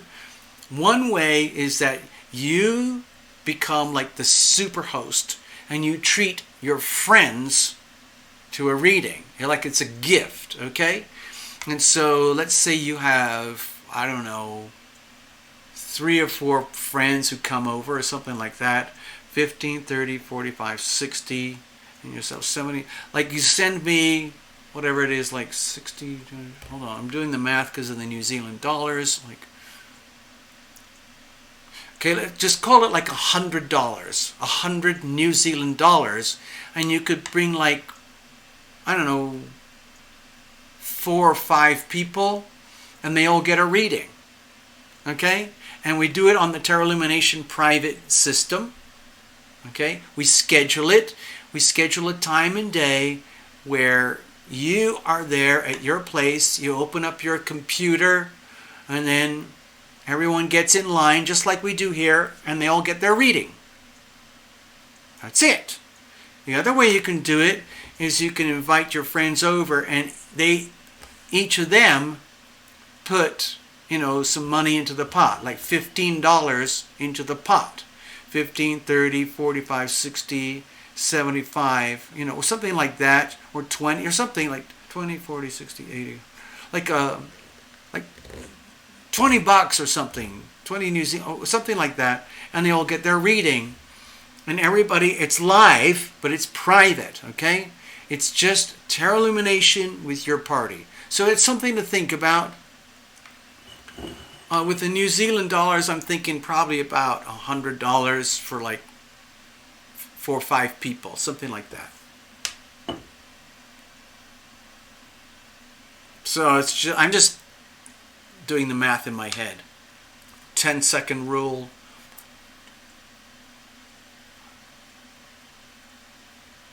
Yeah, that works. Something like that.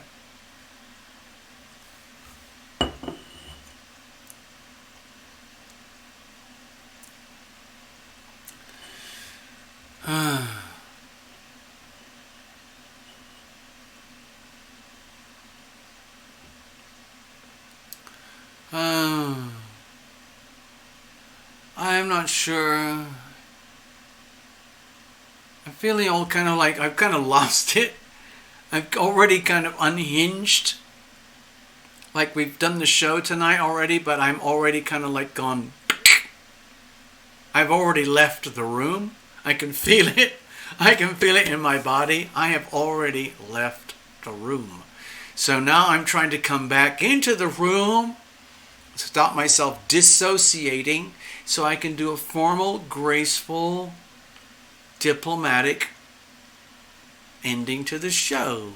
I think I'd like to do a bit of music, but I'm just not sure what. Give me a second here.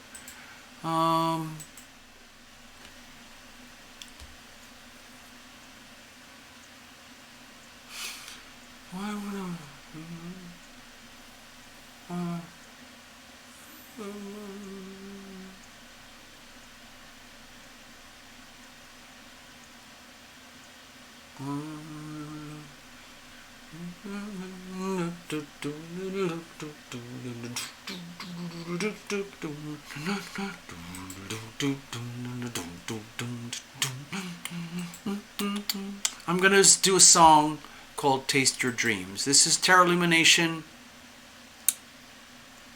in the raw, okay?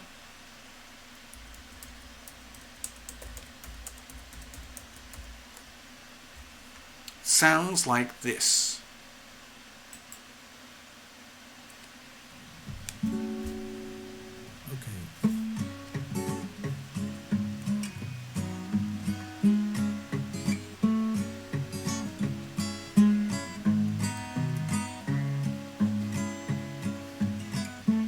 If you wish for a simple miracle, if you wish you can have one right away, all you need is some faith, is the will. Ask for it and it will come to you today. Hey, hey, I want you to be oh so happy. I want you to be your higher self, yeah. I want you to live and die laughing. Taste your dreams today. Taste your dreams this way, yeah. Na da da da da, na da da da da da da da, la da da da da.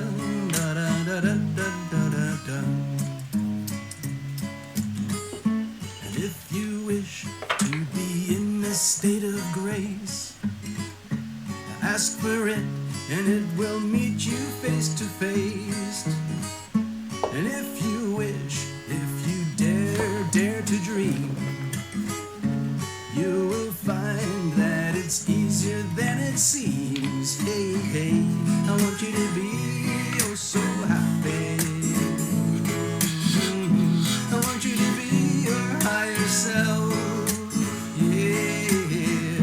I want you to live and die laughing. Taste your dreams today. Taste your dreams this way, yeah. Oh. La da da da da da da da da da da da da da da da da la da da da da la da da da da da da whoa la da da da da da da da da da da oh yeah. I want you to be oh so happy, yeah. I want you to be your higher self, yeah. I want you to live and die laughing. Taste your dreams today. Taste your dreams this way. Taste your dreams this way. Taste your dreams today.